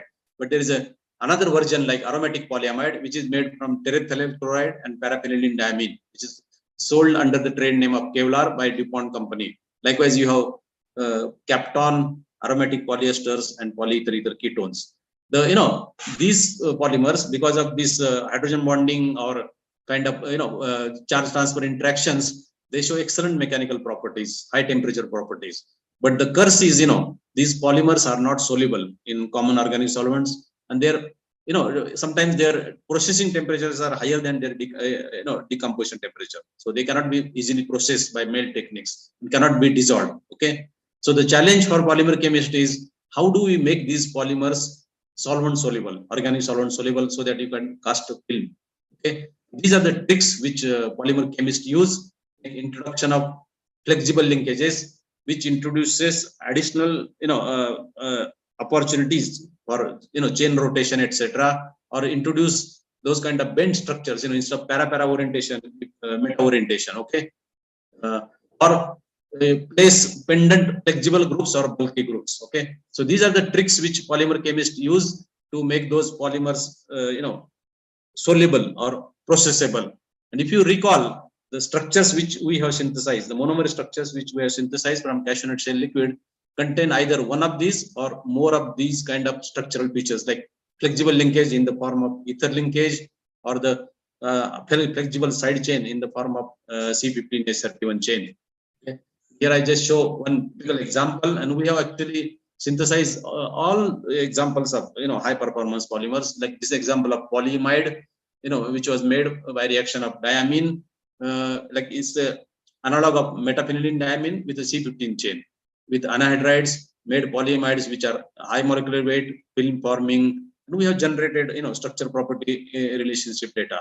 So again, to make it short, you can see we have prepared a range of high performance polymers like polyesters, polyimides, amides, polyesterimide, amide, polyarylene ethers, polyazomethanes. Okay, starting from agricultural waste product. And what we have contributed is to the issue of processability of polymer. Okay, the presence of the C15 chain, which hinders the chain packing or makes the polymer amorphous. That's why the polymers become soluble and film forming. Okay, and then not only thermoplastics, but we also have prepared thermosetting kind of resins, like you're familiar with epoxy resins, cyanate esters, bismaleimide, and of course, again, one time I will not be able to present you. And one of those interesting development was to make use of this dibromo compound, which was prepared from diphenyl ether as a precursor for dilithium initiator. And these are the dilithium initiator soluble in hydrocarbon solvents are desirable for polymerization of butadiene, like styrene, butadiene, styrene thermoplastic polymers. And we have used this precursor to make the first example of hydrocarbon soluble dilithium initiator. And wow, this was possible because it contains built-in ether linkage and the C15 chain. And as you know, the principle of like dissolves like, because of the presence of C15 chain, the dilithium initiator, and as you know, the dilithium compounds are in the associated state in hydrocarbon solvents. So if there was no C15 chain, the dilithium compound is insoluble in solvents like cyclohexane. And this is the first example of cyclohexane soluble dilithium initiator, which allowed us to perform butadiene polymerization in the absence of any additives like THF or tetrahydrofuran. I'm sorry, ether. So this is the first example of synthesis of industrially important styrene, butadiene styrene elastomer in a completely hydrocarbon solvent. Okay. So just to summarize, the results of this, what does this C15 chain offers in terms of the property improvement? Is of course the polymers become soluble in common organic solvents, so you could cast them, make into films or coatings. Okay, and C15 chain being hydrophobic, there's a low moisture uptake, and then of course in terms of thermosetting resins, it improves the impact resistance. But of course the glass transition temperature lowers down, and then of course there is some trade-off in the terms of like crystallinity goes down, and also there is some compromise on thermomechanical properties and chemical resistance. Okay. So this is what the story about this cashew nut shell liquid based monomers, and you can see the kind of application. I already told you the kind of monomers which you can, building blocks which you can make. These are the areas where these polymers can be used, like in foundry industry, in coating industry, as brake liners, adhesives, varnish, in epoxy diluents, polyurethanes, rubber additives, doping agents, and you can see you can make nanoparticles, dyes, antimicrobial agents, raw materials for drugs. And you can see this is the huge potential of cashew nut shell liquid derived chemicals is. So Professor Gurnule, if I have some more time, I can switch to lignin based monomers. Otherwise, I will just stop here and take questions from the audience. Hello, sir. Tell me. You can continue for next 5 or 6 minutes. Okay, na? Okay, all right. 5 minutes. Okay, na? Okay, fine. Thank you, sir. Yeah, okay. So now let me switch the gears and tell you about another, interesting source of monomers. As you know, lignin is, of course, basically a polymer. Again, I will not get into all those details, but it's available in abundance. Lignin is the most abundant aromatic substance in the biosphere. Okay, and 70 million tons per annum of lignin obtained from paper and pulp industry. So it's a waste. Okay, and now the chemist, chemistry community is trying to valorize this waste product into useful chemicals. So rather than depending on petrochemical resources, can we derive, make available aromatic chemicals? And on the right hand side, I have shown that if you depolymerize lignin, we break it down, you can get all these kind of aromatic structures, chemicals like vanillic acid, vanillin, guaiacol. These are the chemicals, and those which are encircled in red are those chemicals which we have made use of. And again, the appealing factor here is they are aromatic structures and contains the functional groups. And when you talk about monomer synthesis, it's basically about the manipulation of those functional groups. And I will show you, some beautiful examples of how we have manipulated, those chemistry. And here, a student of mine, Dr. Sachin Kuire, he synthesized this new to the world bisphenol. Like I told you, currently the bisphenol is made from acetone and phenol, which are petrochemical derived. Okay, and there are some health issues, like endocrine disruptor.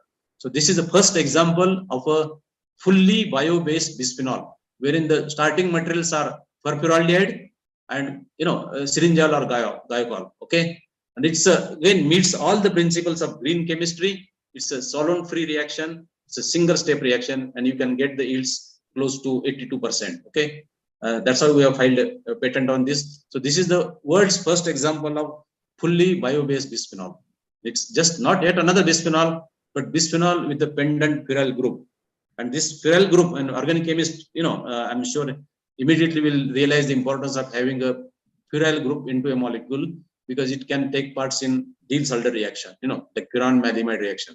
So this is our contribution to the area of bisphenol. Again, you can see using vanillic acid, you can make a range of products, using simple organic reactions like acylation, acid chloride formation, hydrazide formation, oxidization, etc. Okay, I can go on, like again here just simple Williamson's esterification reaction followed by formation of azide and isocyanates. Okay, so using some very, very simple organic textbook reactions, we have made range of monomers. Okay, like isocyanates. This is another example. A student of mine, Dr. Samadhan Nagne, he has made the first example of a bisphenol containing pendant azido group. An azido group also can take part in click reactions. Okay, earlier it was phenyl group, now it is a azido group. You can see again the reactions used are simple like esterification, reduction, bromination, and azidation. Okay, and this is again first example of a bisphenol with a pendant clickable group like azide group. Okay, you can see again from this lignin derived